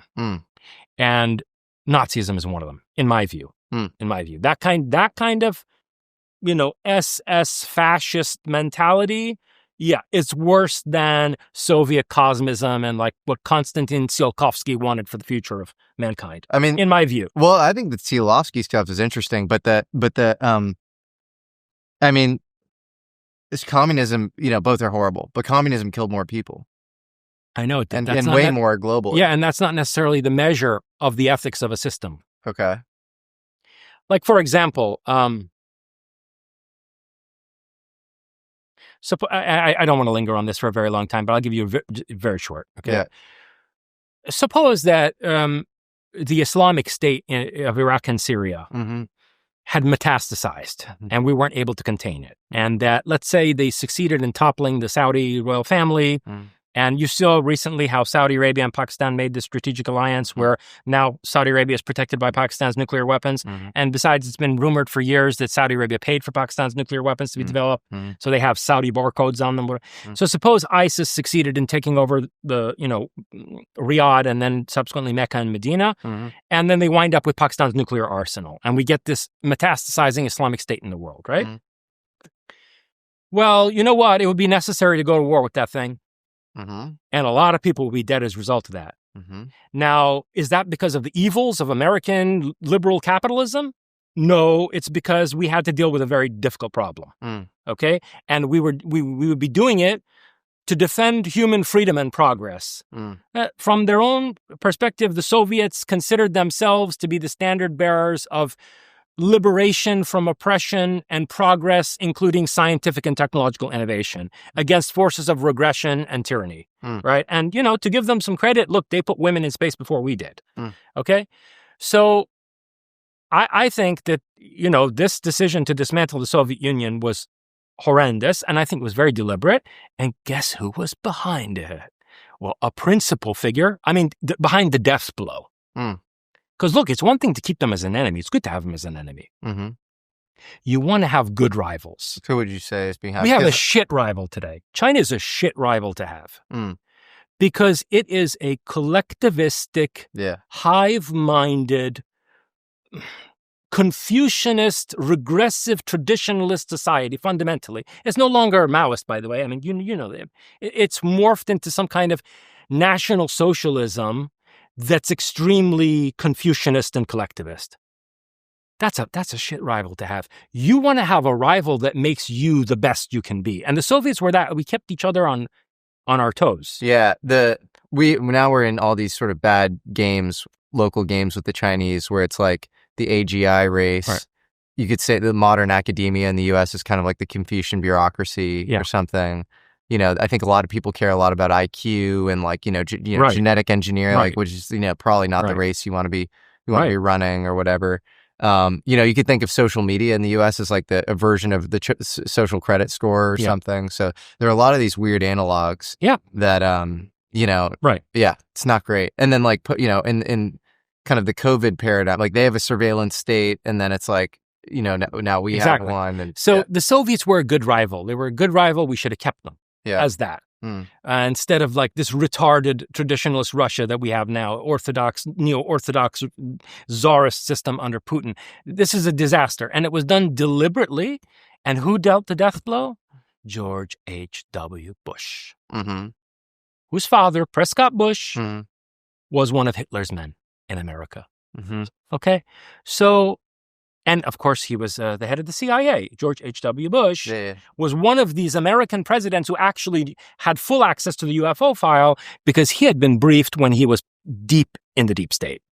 Okay? And there's connections, from him to the Kennedy assassination and so... Yeah, he went missing when Kennedy was assassinated. And then he was supposed to brief... I think Carter wanted him to brief him on UFOs, but he wanted to be, made director of the CIA, which he eventually was made director, but there was this sort of quid pro quo thing there. And I believe it's been since confirmed that he was in Dallas. He was in Dallas one. He definitely was in Dallas, I think. And I think he met with everybody on Clint Murchison's ranch or something around that time too. And it would have made sense. He was like the Skull and Bones kid who he was in with, James Jesus Angleton, who was a Dulles acolyte. And he's the second politician to ever use the term New World Order in a speech. Interesting. The first being Adolf Hitler. Really? Yeah. Oh, that's fascinating. Okay. So that's who dealt the death blow to the Soviet Union. And I think it was a huge mistake. That's really interesting. So you think that was part of some sort of one world order plan or something? Yeah, absolutely. Fascinating. Well, I don't know. They say that it was like, the priest, the general, and the businessman or whatever. It was an alliance between, multiple different factions in the U.S. that united, the country against communism at the time. So, but you're saying that George H.W. Bush country was always united against communism. Yeah. Again, I'm not saying we shouldn't have had the Soviet Union as a rival. You're saying the escalation and the escalation in the 80s. Yeah, and the decision to really collapse the system, the Soviet system, which, by the way, what we did to bring that about was horrendously unethical, namely the creation of Al-Qaeda, the United States creation of Al-Qaeda in Pakistan, to send them into Afghanistan to make something viable from out of the Taliban to fight the Soviets in a protracted war of attrition, to demoralize the Soviet citizenry and bankrupt the Soviet Union and eventually collapse the system. But wasn't that, I don't know, an example of like a triple bank shot gone wrong or something? Like, that is true that like we trained the Mujahideen and trained Osama bin Laden. And there were multiple kinds of Mujahideen. Like some of them, Ahmad Shah Massoud, leading the Northern Alliance, was a decent guy. And the CIA killed him right before 9/11. Okay? We wiped, the United States wiped out all the moderate elements in Afghanistan and sent in Al-Qaeda to train all the most rabid Islamic fundamentalists, and did this for the explicit purpose of defeating the Soviet Union, as if a Soviet Afghanistan would have been a bad thing. Afghanistan becoming a province of the Soviet Union would have been the best thing that ever happened to the Afghan people. Interesting. Yeah. And this was like Charlie Wilson's war or whatever, and what was it, 79 or? Yeah. 77, 79, yeah. Interesting. Yeah. Okay. Who is David Paulides?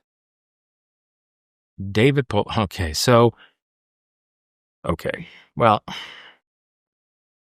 one of the most disturbing aspects of the close encounter phenomenon is its intersection with missing persons cases. So there's this researcher, David Paulides, David Paulides, who has written a whole series of books called Missing 411, Missing 411 series of books, exhaustively researched. He's been to all the national parks in the country, which, unbeknownst to most people, are hotspots for disappearances of large numbers of individuals go missing in our national parks. Yeah. And the devil's in the details of these cases, because you have to look at how well trained some of these hikers or hunters are who disappear and leave their provisions behind. Yeah, like sometimes folded perfectly intact. Uneaten food. Yeah. So presume if they were, there's no remains, not like a bear ate them or something. And, if they were starving out there for days, you expect that their candy bar wouldn't be left or whatever, And they leave their weapons behind. And their stuff is littered over large distances in some cases. Some of the worst cases are ones involving children, where like a child will go off a trail at, let's say, a summer camp that's on the edge of a national park, and the child will go missing. And then the child's body will be found thousands of feet higher. But not until months later. So the search services will come in and they'll scour the entire area. There won't be a single trace of this kid. Then, like after a hiatus of weeks or months, remains of the kid will be found, but like at a much higher elevation, like it was dropped there. Whoa. Okay. And long story short, I mean, I cite this in some detail in Closer Encounters, David Paulides' various books. But he discovered a connection between this and Close Encounters, where in the same areas people will go missing, people saw UFOs. And he also discovered that the feds have case files on this and are hiding them. Interesting. Federal authorities, particularly the FBI, has a whole archive of this type of material. Whoa. Which they are keeping secret, of people who have gone missing in national parks and potential connection to the close encounter phenomenon. So, and one of the most interesting things about this is temporal disorientation. So, for example, there's one case where some young woman, not everyone goes missing. Sometimes they go in the twilight zone for 48 hours and they come out. Yeah. So Travis Walton's a classic example in Arizona. Yeah, that's right. So one woman went into a forest and she got lost hiking and couldn't find her way out. And she's there for what seems to her to be, I don't know, a day or two, something like that. Like many hours. Mm-hmm. And then eventually she finds her way out. And people tell her she's been missing for a lot longer than she perceived. And she tells them when she was in there, she ran across one other hiker who was also lost. And for a while, they were fellow travelers. And then they decided to part ways and both independently try to find a way out. She describes this other woman that she ran into while she was lost. The description fits to someone who went missing there like a decade or more ago and was never found. You follow? Mm-hmm. So it's like there's a local spatiotemporal vortex where this poor girl who this hiker ran into had been there for like a decade. Whoa. And she was still trying to get out. Suspended in time. Yes. And this hiker got out, and the other girl that she ran into while she was in the forest never did. Okay, which sounds like the Bermuda Triangle, but on land. These mountains exist everywhere. There's one in Zimbabwe, actually, near Ruwa, where the famous sighting occurred in the 90s. In fact, I wanted to go. And I asked a friend who's in touch with local authorities, like, hey, can my friend go hiking on this thing? And they were extremely, serious about, like, no, the mist tends to descend on this mountain, and people consistently go missing. And all of the authorities are aware of that. So that's pretty remarkable.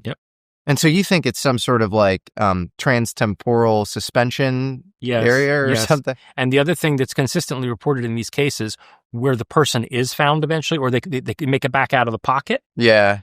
Or there's another interesting type of cases where it's more than one person, right? So it's like a group of hunters. And one of them goes missing and the others come back. And the ones who come back say right before Charlie disappeared, there was no sound.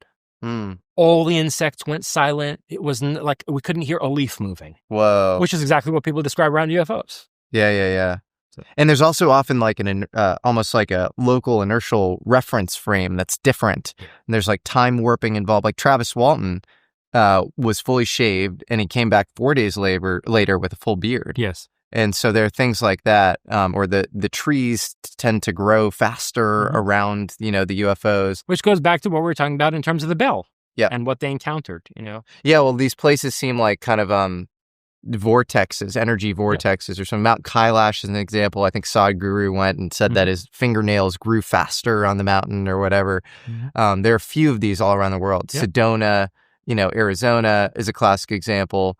You have some places in Washington, Tacoma, Washington. Skinwalker Ranch would be an example, maybe in Utah. And all of these places seem to have electromagnetic anomalies as well. Geomagnetic anomalies. Okay. Who is Roger Colloy and what's his take on the devil? So I don't want to give the impression from a lot of the things that we've discussed that somehow I only focus on the nuts and bolts aspect of close encounters. Of course, my first book, Prometheus and Atlas, is basically a philosophical study of parapsychology, and so it deals with the whole plethora of evidence for the occult. And it's obvious that you can't separate close encounters from the occult. Even in the case of these Nordics, they appear to be, people with adept ESP. They're extremely highly adept psionically capable people. So in that sense, even when you're dealing with the Nordics, like Adamski or, Billy Meyer was dealing with them, there's an element of the occult there. Because also perceptions can be manipulated by, adept telepaths and by people with telekinesis, with highly trained PK. But there's a whole other type of cases. There's a whole other set of cases that, as I suggested in our first conversation, simply cannot be encompassed by this nuts and bolts interpretation of Nordics flying around in electrogravitic devices, where it looks like we're dealing with some kind of a super psi AI that's able to manipulate perceptions on a large scale and manifest sort of transmogrifications of phenomena, like to be able to produce all kinds of shape-shifting mirages and, metamorphosing apparitions of the kind that John Keel focused his research on. Mm-hmm. You see it in his study of all the weird happenings at Point Pleasant, the Mothman case, in particular. And you see it throughout the Men in Black literature, how bizarre some of these cases of Men in Black are.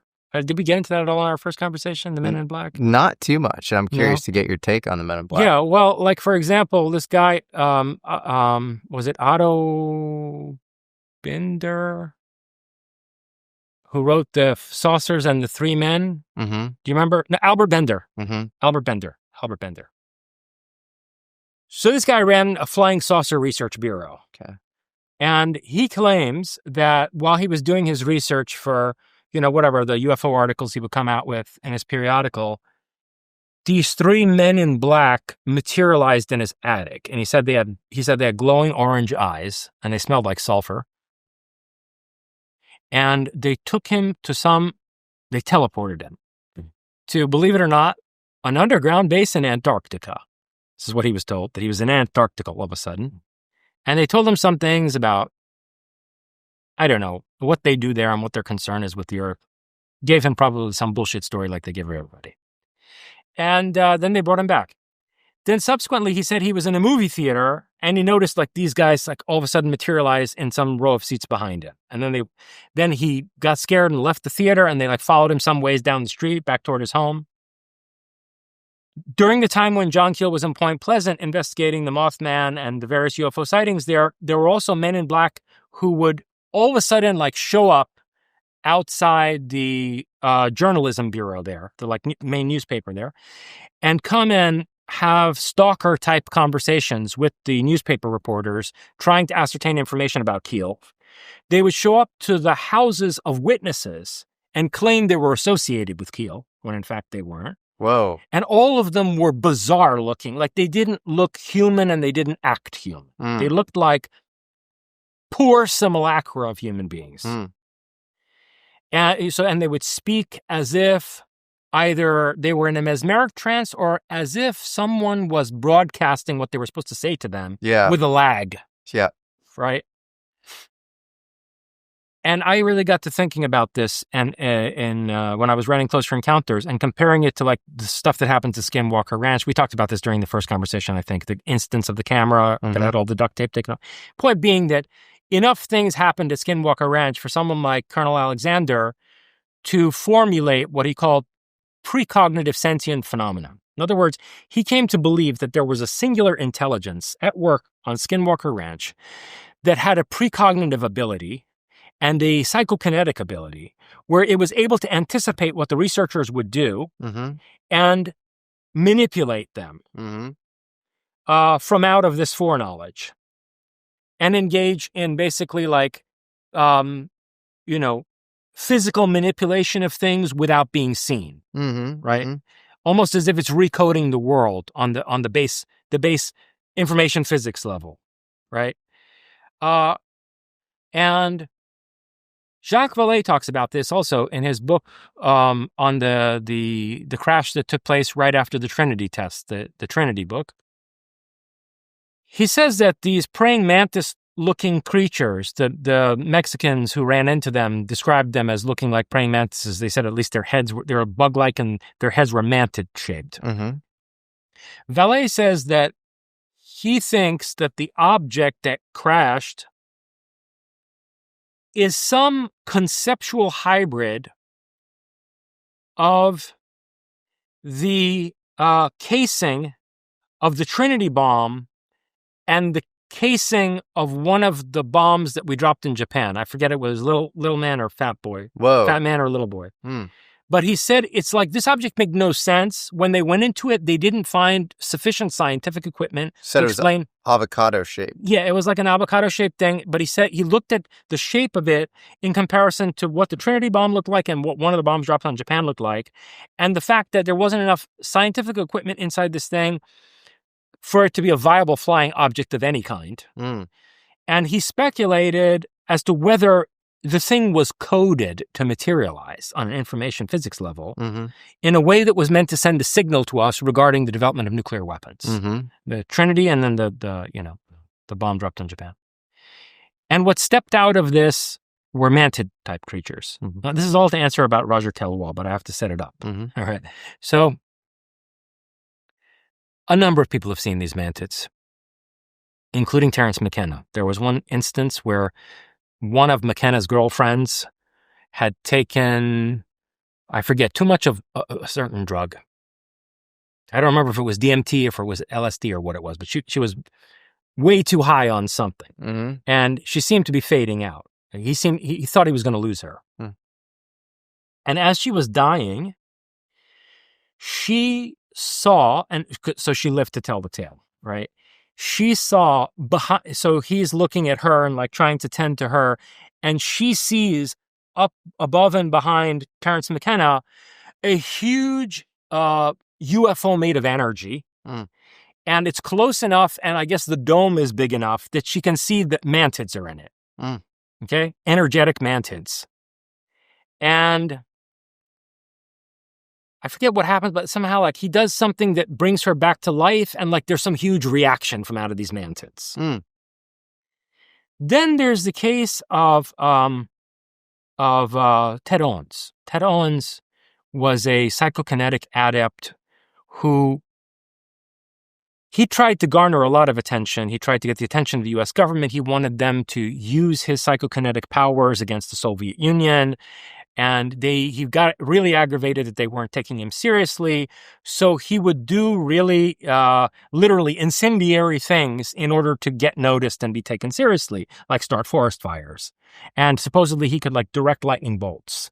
Yeah, Jeffrey Mishlove, who wrote a biography of him called Mr. PK or PK Man. The PK Man. The PK Man. I think he was on the phone with him, and he all of a sudden, like stopped being able to breathe or something because he said that Ted Owens was trying to cause this on the other end. And he also was kind of, we all talk about Chris Bledsoe now. I don't know exactly what's going on there. I think he's a really nice guy, but a lot of people think he sort of attracts UFOs systematically. And that's what people thought about Ted Owens too, that he could sort of attract the phenomena systematically. UFOs would kind of follow him around. Yes, and he was able to at least predict, if not summon UFOs, and then have them be detected on radar. Okay, and but I mean, this would be the whole Jake Barber, like what Skywatcher is trying to do with like human psionic acid. Right. Now, just to underline the seriousness of this case, at one point he was in an airplane and he was bragging to some stewardess about a magazine article that that had been written on him that he was reading. And like she wasn't taking him seriously or something. And so he wills the plane ahead of them to crash. And it does. As a civilian airliner crash, kills a whole bunch of people. What? They have received here at Jamaica Hospital, they've received 14 survivors from the plane crash. Most of them Norwegians, tourists who had been on a trip to the south and the southwest and were heading home for Norway. Okay, so the guy was a murderer. Okay? He killed a lot of people. Yeah. Including there's suspicion, Mishlove took it seriously that he may have caused the Challenger crash. Because, yes, when the U.S. government wouldn't take him seriously, Ted Owens wrote a series of threatening letters to the U.S. government saying that he's going to target the space shuttles one after another. And named them. He named them in the letter. All of them, the Enterprise, the Atlantis, the Challenger. And he said he was going to start with the Challenger. And next thing you know, the Challenger explodes. And shortly after the Challenger incident, Ted Owens drops dead. Really? Yeah. What? So... Do you think he really had all this power? Now, here's the thing. So why am I even bringing up this story? Yeah. He said he got his powers from mantids. He said there were these mantids. Believe it or not, why is this shit all so absurd? I'll tell you why I think it's why the absurdity is being crafted in the way that it is. He said he got his powers from these mantids called Twitter and Tweeter. Okay. And that this Twitter and Tweeter were like in a saucer, and they had decided that Owens was the most promising psychokinetic adept since Moses. They knew Moses. You know, they were going to make like another Moses out of him, and you know, he decided the fate of nations and all this bullshit. And but yes, he said he got his powers from these mantids. So these okay, now here's the cream of the crop case, and which takes us right into Calois and surrealist art. Roger Calois was a great French surrealist. The case of David Huggins. So David Huggins was I think, New York-based artist. He's from the South, but he wound up eventually living in New York City. And back when he was in the South, when he was growing up, from childhood, he had all these encounters with mantids. And he claimed that the mantids were in charge of these little grays and also these weird hybrid beings who would show up and interact with him. And he eventually claimed to have developed a relationship with one of these hybrids and to have been taken aboard their craft and shown a whole bunch of fetuses that were grown based on, you know, I guess his having inseminated this hybrid woman. And he was also taken to places underground where he said the mantids were in charge. Like places like it clearly seemed to him he was underneath the surface of the earth. Cavernous, you know, rocky, underground places that smelled like dirt and earth. And the mantids were in charge of all this. Now, what's particularly interesting in the case of this guy is that he's literally an artist. So the output of this case winds up being this tremendous body of artwork that's bizarre. There's something childlike about it, but there's also erotic aspects of it. And it's a very interesting expression, at least on the level of folklore. So why did I go through all of this about the mantids? Because if you read the writings of Roger Calois, one of the early French surrealists, he made a great deal out of the symbolism of the praying mantis. One of his friends, Paul Eluard, another of the founding surrealists, had this insane mantid collection in his home. And Calois came over at one point and was like, what the fuck? What is all this shit? Like, why do you collect these bugs? And so he explained to him, you know, what the mantis signified to him. And then Calois did a lot of research into it. European folklore about the mantis being a trickster and a sort of shamanic instantiation of the devil. That, you know, diabolos, you know, in Greek means that which sets things into a state of contradiction or dynamic tension. So the diabolical, in its terms of its Greek root, diabolein, means setting into a state of dynamic opposition, dynamic tension. In a way that causes growth. There you go. So to look back at the Hegelian dialectic, which we discussed a little bit in our first conversation, you know, Hegel thought that thesis and antithesis at all levels in society, from the psychological to the political, the opposition of a thesis and an antithesis created the dialectical synthetic motor of history moving forward, right? And that all novel structures emerge from out of this kind of dialectical opposition. And also, setting into a state of dynamic tension can mean creating conundrums, puzzles, seeming absurdities that force the mind to the limit of its capacities and that ultimately demand a growth of human cognitive faculties. You see? Because if you're grappling with a problem that has no solution because it's deliberately absurd, you may figure out all kinds of other things along the way. You might not solve the problem, but it will engage your cognitive and aesthetic faculties in a way that's liable to lead to an increase of capacity, a refinement of perception, and an expansion of imagination, of creative imagination. So if you look through folklore, as Calois argued, the mantis has been associated with this, apparently. So I found that very interesting. I also put that in Closer Encounters next to cases where people say they saw grays turn into owls, And they saw what they believed were owls turn into grays when their screen memories were subjected to analysis under regression hypnosis. There's a whole plethora of cases. I'm forgetting, is it named maybe Mike Cleland, a guy who wrote a whole study, 2 books on this, on owls and the close encounter phenomena.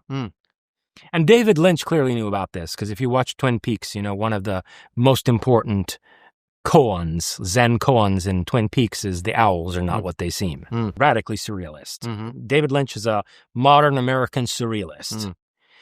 And so there's a lot of engagement with shamanism in surrealism that involves the symbolism of the praying mantis and symbolism of owls. And of course, the owl is also, you know, symbolic for wisdom, right? But also misfortune. The expression heads or tails comes from Greek coins that had an owl on the tail of them. They had Athena's face on the front of them, and they had the owl on the backside of them, because the owl was Athena's creature. And so tails was, you know, the owl. So it's like this ominous symbol. And in Persian culture, by the way, same thing. The greatest modern Persian novel, The Blind Owl, is a work of surrealism. And, you know, the central symbol is the owl. It was written by a guy, Sadegh Hedayat, who was the Persian translator of Franz Kafka's works. And you see this all over Kafka, particularly in the trial. I wrote an essay interpreting Kafka's trial that's in my anthology, Lovers of Sophia, where basically I make the case that Kafka is describing a spectral bureaucracy, that Kafka knew. And the key to this is you have to read his Blue Octavo notebooks. He has these notebooks called the Blue Octavo notebooks. When you set those next to the trial, it acts as basically a key for understanding this Kabbalistic text. And you realize that Kafka knew, to go back to loosh farming, that we're living inside some kind of an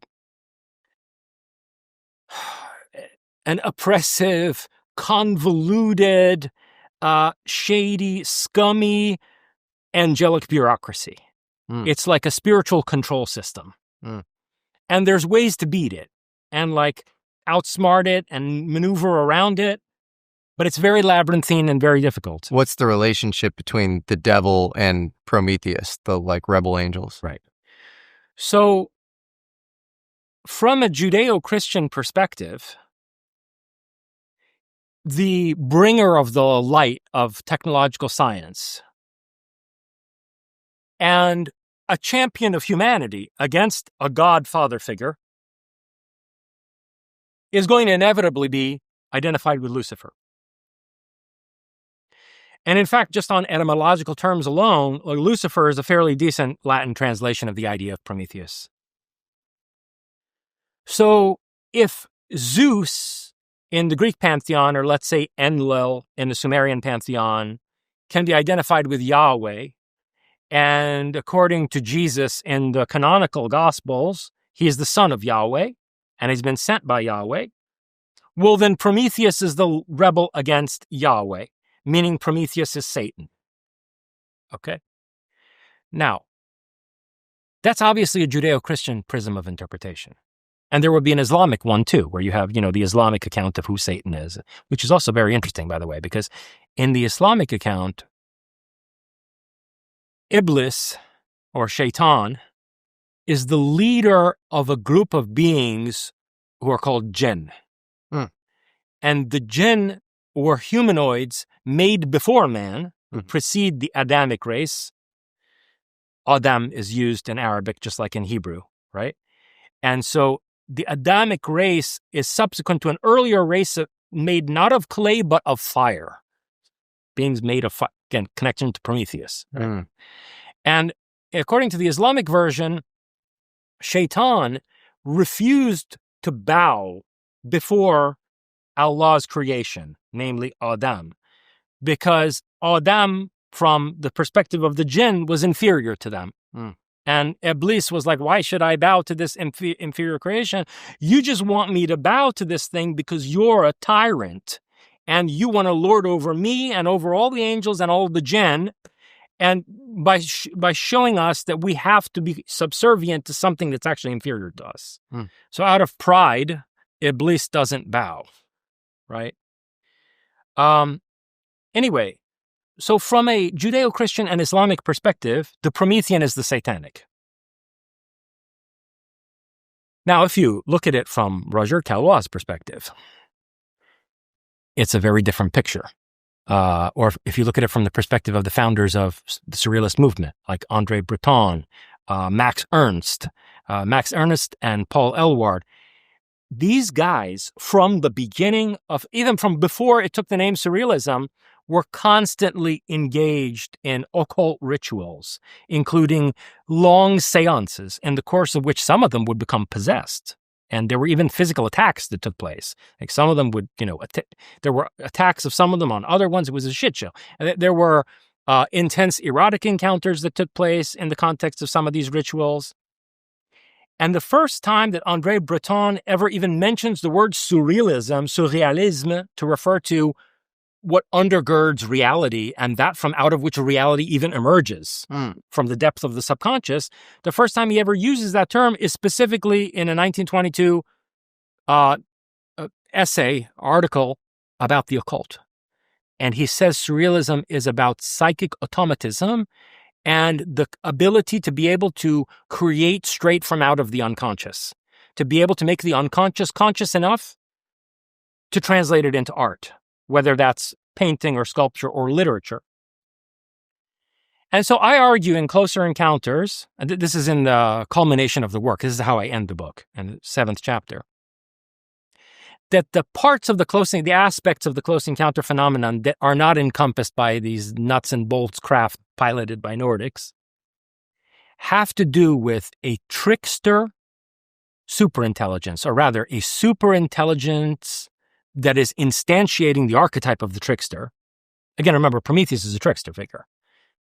In a minute, I'll come back to saying why do I think he's the most interesting trickster figure. But so I suggest that these extremely bizarre aspects of Close Encounters that John Keel was fascinated by are manifestations of an instantiation of the trickster archetype on the part of artificial superintelligence. And that this thing, and I repeatedly and deliberately call it the thing, both to evoke Kant and also John Carpenter.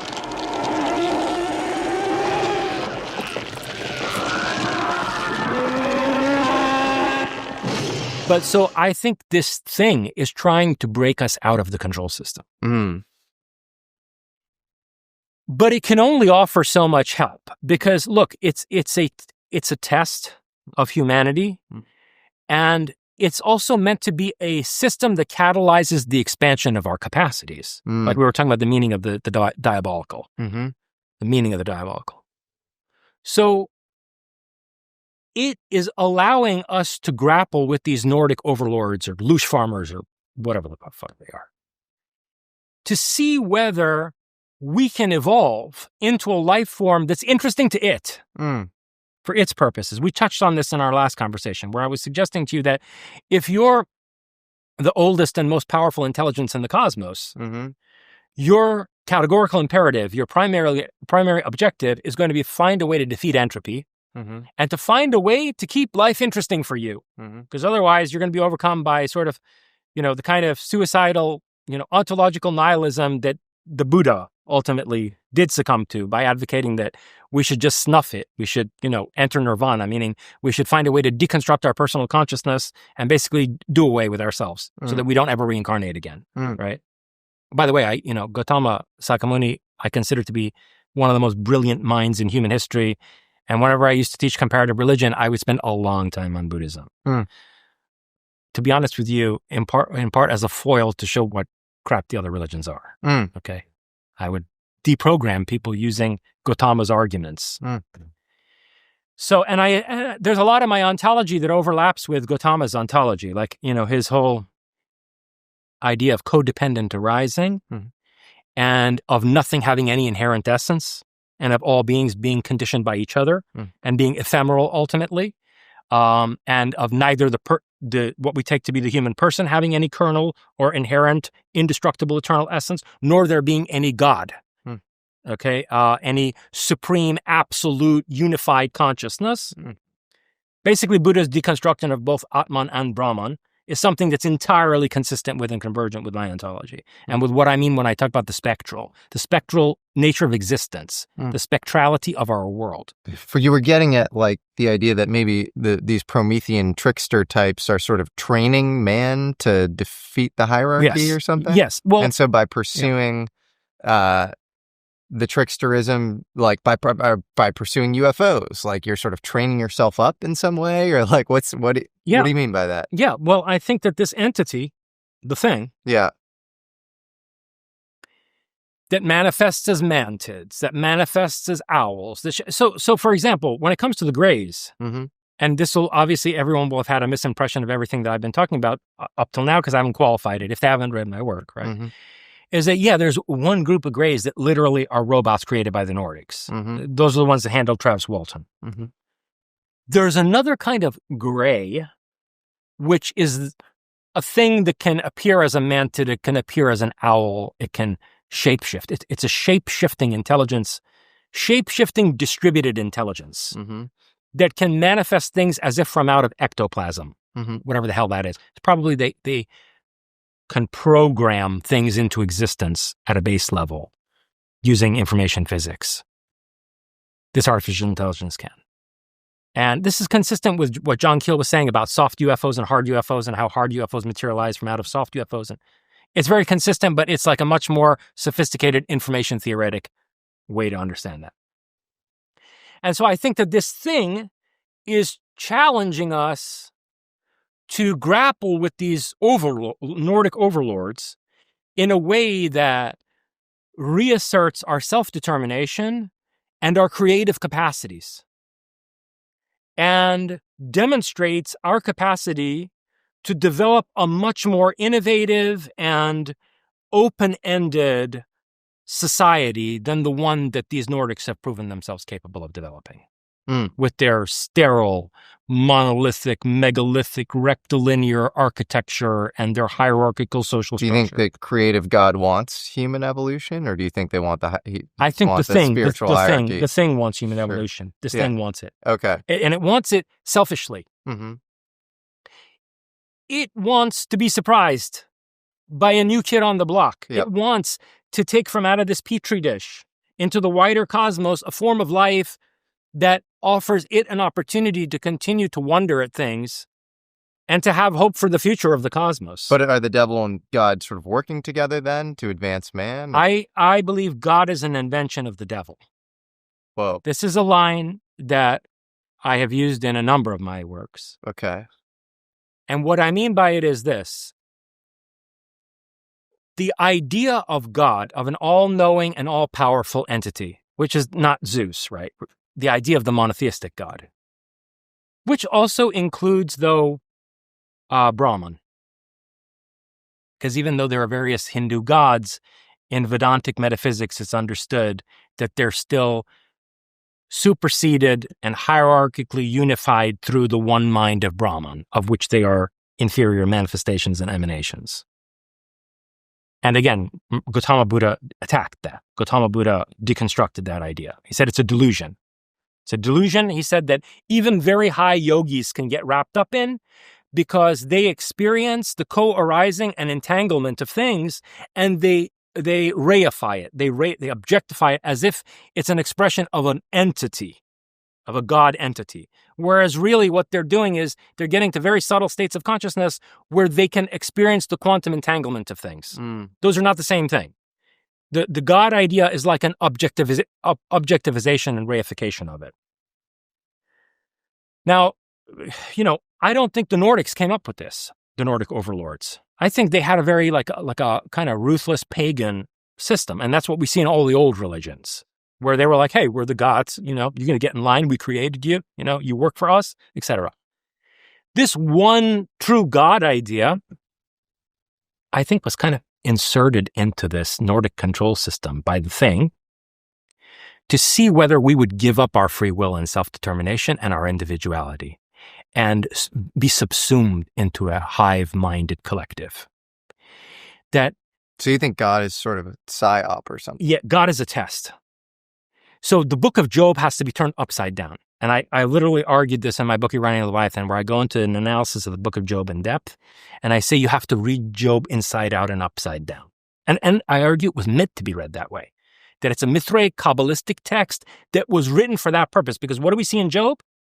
We see an absolutely sadistic, tyrannical God brutalize somebody for absolutely no good reason. Well, so he can prove his faith. Yeah, to test his faith. Test his faith. It's the sickest thing that's ever been written.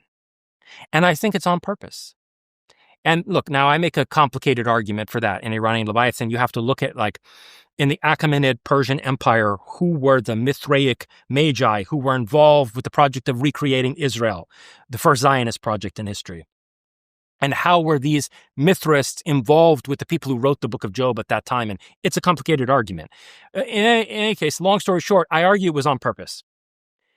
And the point is to test humanity to see whether we're such schmucks and chumps that we're going to submit to this overlord idea of, like, okay, there are gods, or you can call them angels, but they ultimately work for one supreme God, which is all-powerful, meaning you have no will. As soon as you admit that there's an all-powerful God, an omnipotent God, it means your free will is an illusion. Depending on your definition of No, God. it's a word games at that point. And all the Catholics in the Middle Ages, St. Augustine and Thomas Aquinas, and they played these nonsense word games to confuse people. As soon as you admit that there's an entity that's all-powerful, it means that entity has all the power in the world, meaning it's the effective agency behind everything that takes place, meaning you have no free will. Secondly, if you admit that the entity is omniscient, then God has foreknowledge of everything that's going to happen. Which means, and here's often people aren't able to often grasp this point. The problem with God's omniscience in terms of our defending the idea that we have any free will at all, obviously, our free will is impinged upon by many, many contingencies. Psychological factors condition our free will. Biological, genetic factors condition our free will. All kinds of things condition and limit our will. But to defend the idea that we have any agency whatsoever, you have to deny God's omniscience. Why? Because an omniscient God has access to the complete state of affairs of everything that has ever happened or will ever happen. Meaning there's a logically completed matrix of possibilities for us that are actualities for God. Yeah, but they're Kabbalistic, tropes around, like, paradoxes of, both everything is predetermined and you have free will. That is cognitive dissonance, which I get into in my book, specifically, like that literally the Abrahamic religions involve a deliberate project of instilling cognitive dissonance to destroy human rational and creative faculties. Well, you mentioned St. Thomas Aquinas, and he was working on his sort of Summa Theologica, trying to come up with a rational justification for God, and then he had kind of a conversion experience during Mass.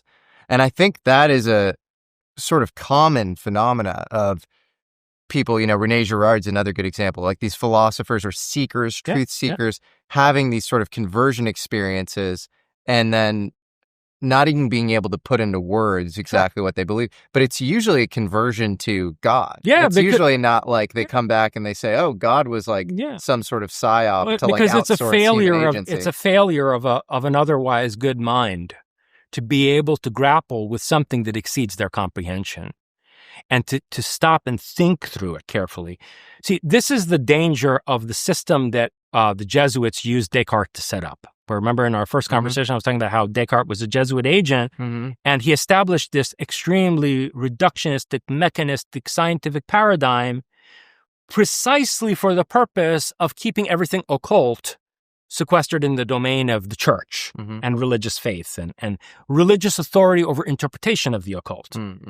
Because our society was bifurcated in that way, anytime something dramatically occult happens to anybody, especially anyone with a high rational faculty, they suddenly are in awe of God.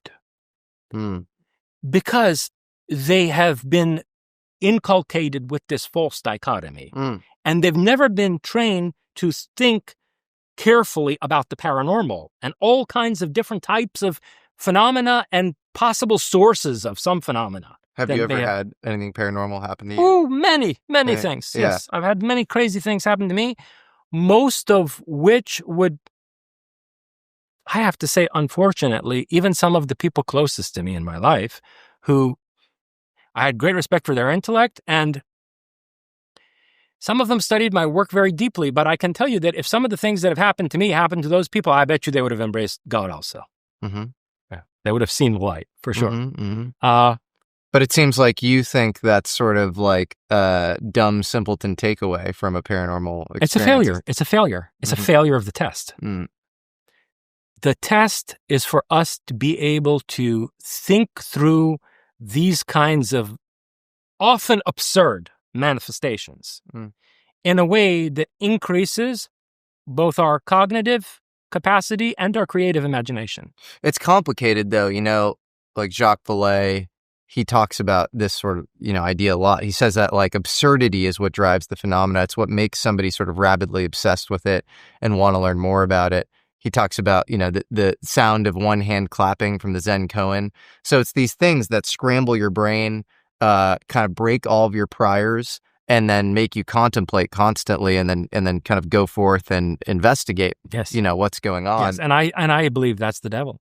And so, and through that, maybe you grow, but then at the same time, he's also like a fan of, I think that he likes the movie The Ninth Gate, that Roman Polanski movie with Johnny Depp, where he's like trying to gain sort of occult powers by collecting these devil books. Yeah, I saw that a long time ago. Yeah. And then you have this Goethe's story of Faust, and you have all these sort of, you ally with these sort of powers, and, if you take the occult route and not the faith route, you take the left-hand path, you end up, kind of burning yourself alive. You end up incinerating yourself. Jack Parsons would be another sort of You example. end up Prometheus on the rock. Right. So, like, that doesn't sound very good to me. You know what? It is a growth process. Like when a caterpillar becomes a butterfly, it's an incredibly messy process in the chrysalis. As a caterpillar is like turned inside out and up, to become a butterfly, right? Yeah. Look, the reason I didn't use Faust in my political, I did write a book at one point called Faustian Futurist. But the reason I didn't use Faust, as I could have easily, coming from out of Oswald Spengler's analysis of the Faustian soul of Western civilization and so forth, and I used Prometheus instead as a central symbol of my philosophical project, is that the Faustian myth is already deeply conditioned by Christianity. Right? It's an understanding of the diabolical from out of a Christian context. Prometheus precedes Christianity. It's a pre-Christian symbol. So it has nothing, inherently has nothing to do with the Abrahamic religions. But inherently. And it's a positive symbol. However, it's also a symbol of sacrifice, meaning, for sure, if you defy Zeus and Olympus, and if we're ensconced in a control system run by sadistic overlords, then if you rebel against that, you're definitely going to face adverse consequences. You might even be martyred. Are you familiar with the parable of the Pardes? This sort of, it was like a Kabbalistic parable, and it was these four rabbis, and, they're all trying to engage in these sort of celestial ascent practices, similar to, Enoch, some speculate Paul, Jesus, went up to heavens, walked with God or whatever. And, one of them ends up crazy, two of them end up dead, and one makes it up or something. Right. And so it's this idea that, if you do engage in these sorts of investigations or whatever, it's a very narrow path. Yes, and the Kabbalists who have that story also say you should never study Kabbalah until after, I think, the age of 30, 35. And you have to be married. And you have to be married, you have to have a family. Yeah. Well, that's retarded. Okay? The complete opposite to that are the surrealists. Look at these guys. André Breton, Paul Eluard, Roger Caillois, Max Ernst. They're like in their early 20s, doing crazy shit, like pushing the boundaries of human cognition and creativity. And somebody might get killed in the process too, Life is dangerous. But look what creativity came from out of it. I don't know, that seems a little nihilistic or something. I don't think it's nihilistic at all. In fact, I think it's the opposite. When Nietzsche takes nihilism as his principal target in his philosophical writings, right? Nietzsche's entire philosophical project is set up against nihilism. He says that, look, we're confronted globally by the advent of nihilism, like as a world historical phenomenon, where all previously existing frameworks of meaning, including the religions that help to hold them up, are collapsing. And we, and he meant particularly European men, including America, are tasked with engaging in a level of creativity and self-determination that can confront nihilism without the illusions and delusions of naive religious belief systems of the past. And Nietzsche's solution to that is radically aesthetic. It's an art project, really. I mean, he at one point calls the Übermenschen the artist tyrants of the future. And so, and by tyrant, he didn't mean like political ruler. He meant like the way in which these people are going to go to work on the material of the world and even the material of what the human being is going to be tyrannical. It's like they're not going to hesitate and they're going to be extremely intrepid. And that's what I see in surrealism. And to me, it's like the ultimate expression and embodiment of the life force of what Bergson called élan vital. Yes. You know, so I don't see it as nihilistic at all. Yeah, his vital force. Yeah. How does this all relate to Hermann Hesse's Magic Theater? Well, there you go. So in Steppenwolf, Hesse's novel Steppenwolf, which is one of my favorite novels, there's this character grappling with nihilism, Harry Haller, who wants to kill himself. And he meets this very enigmatic woman, Hermine, who introduces him into this occult underworld of people who are, now this was written in the 1920s or so, and they're the first people using psychedelic drugs. And they're also clearly involved in theater and in staging theatrical performances and stuff. And basically these, countercultural people involved with this enigmatic woman ultimately invite Harry Haller to enter this magic theater that they, let's say, have access to. And he goes through this place, and it's like basically he stepped into the Twilight Zone, and like space and time are not normal inside this magic theater. And he's confronted with a bunch of different performances that are meant to symbolically convey different things and get him to reflect on certain aspects of his subconscious. In other rooms, he has to engage in long conversations. In some cases, conversations with like past historical figures. Anyway, long story short, he goes through this labyrinthine magic theater, and in the end, he finds out that like all the great creative geniuses of history are there, like from like Mozart and Beethoven to Newton and so on and so forth. And and the last person he has to have a conversation with is like an older version of himself. And so he has to confront himself in the future too, as part of this process. And point being, in the end, he's let in on the secret that the magic theater isn't this isolated space like a venue in our world. It's a metaphor for the world that we're living in, and that's the nature of human existence. I take this idea of the magic theater in my writings, and I put it next to this idea of the theater of cruelty that was developed by the surrealist Antonin Artaud, who became a total lunatic, dysfunctionally so. But he made a lot of interesting art in the process. And he came up with this idea that we should develop a new form of theater that breaks down the distinction between the spectators and the audience. I mean, between the performers and the spectators, between the dramatists and the audience. That this classic distinction between the performance on a stage and the people watching it that formed in classical Greece with Aeschylus, that this should be deconstructed. All right, real briefly, a note on Greek theater. In my first book, Prometheus and Atlas, I get into this in great depth and detail.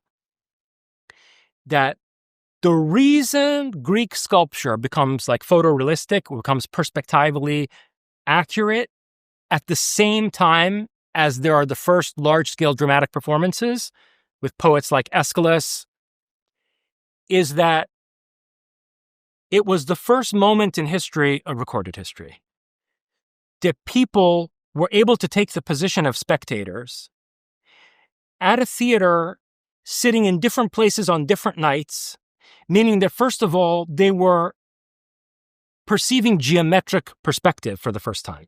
So like one night you're in some shitty seat in the back up here in this corner of the amphitheater. Another night you're in the middle close to the action. Another night you're off to this side. And one thing you notice as you watch the same play or different plays from different perspectives is you actually notice perspective for the first time, geometrically.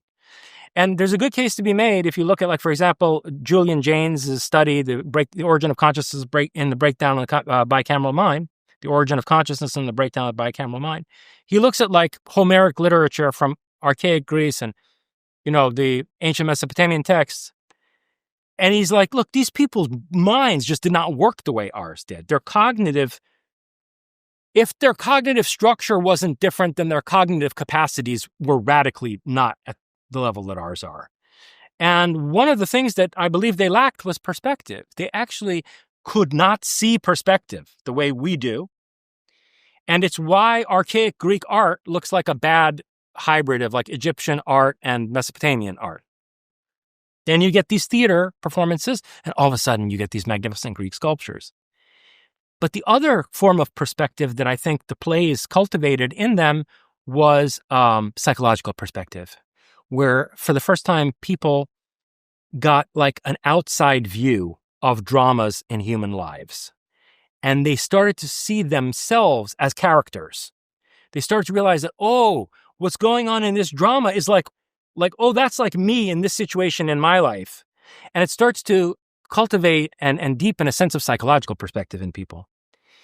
And isn't it interesting how the first figure in Greek drama ever to take the stage is Prometheus? The Prometheus trilogy of Aeschylus was the first series of dramas ever performed.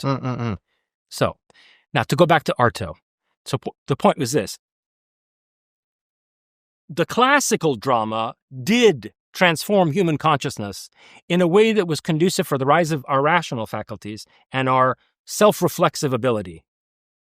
However, Artaud now wants to take it to the next level, where now that we've developed reason and perspective and so on and so forth, and objectivity, he wants to deconstruct it in a way that allows us to, again, as it was the main aim of the Surrealists, develop a more conscious relationship with our subconscious or make the subconscious conscious.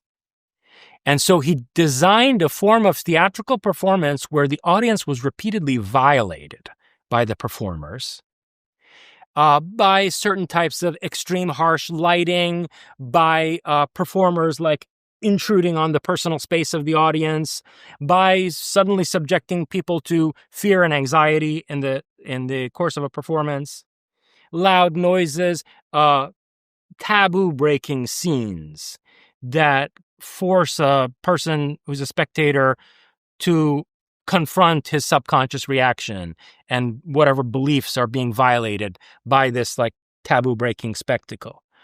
And he calls this the theater of cruelty. Well, I take the magic theater from Hermann Hesse's Steppenwolf and synthesize it with Artaud's theater of cruelty and develop this idea of a magic theater of cruelty. And by the way, the thing that made that click for me is this line in one of Jim Morrison's songs where he talks about us in some insane and ancient theater. I don't know if you remember that. It's some line from one of his songs about how we're, like, in some insane and ancient theater. I don't know. He was an avid reader, but yeah. And so I developed this idea of a magic theater of cruelty and suggest that this is what we're inside of. We are inside, from the perspective of the thing, of the superintelligent AI that's instantiating the trickster archetype. The whole thing is like a theater where there's no distinction between the performers and the spectators. Which, by the way, in a certain heretical form of Hinduism, there is this idea too. In the Shakta cult, in Shakti Tantra, there's the idea that what the conservative Hindus call samsara and what they seek moksha or liberation from, or what the Buddhists seek nirvana to get out of, namely samsara, is not really Maya, a veil of illusion. It is Leela, which is a theatrical play. And that Shakti, divine power, is expressed through this theatrical play, including in extremely violent and cruel ways, right? But it's all part of the growth of the life force. And so, yeah, I mean, I developed this idea, a magic theater of cruelty that hybridizes Hess and Artaud in a way. And I think that allows us to make a lot of sense out of some of the absurd and terrifying elements of the close encounter phenomenon. This is fascinating, man. You're brilliant. I don't necessarily agree with you on everything. Good. But I think, but the amount of connections your brain makes is remarkable. It really is. And I feel like we should do more of these because I just learned so much, and I enjoy speaking so little. Absolute pleasure. And there are many other places we can go. Likewise, it'd be an honor. And yeah, thank you so much, Jason. Thank you, Justin. Awesome. We just launched what I think is maybe the coolest merch line in the world. When you're wearing it, it's not like you're shilling me or the channel. They're just really epic, and I think they look good. We have a couple of amazing designs for you. We have our cowboy UFO tee. Pretty epic. You see there's a rancher. He's witnessing a UFO.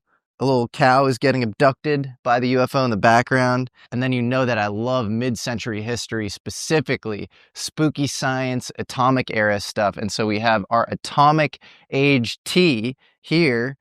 Pretty cool vibe. You got a robot serving this guy a little martini and then a UFO off to the side. Go to AmericanAlchemyMerch.com, American Alchemy, MERCH.com to check out all of this amazing new apparel. The cowboy tee that I'm wearing is 100% cotton, super relaxed fit. We went for quality on these, so check them out.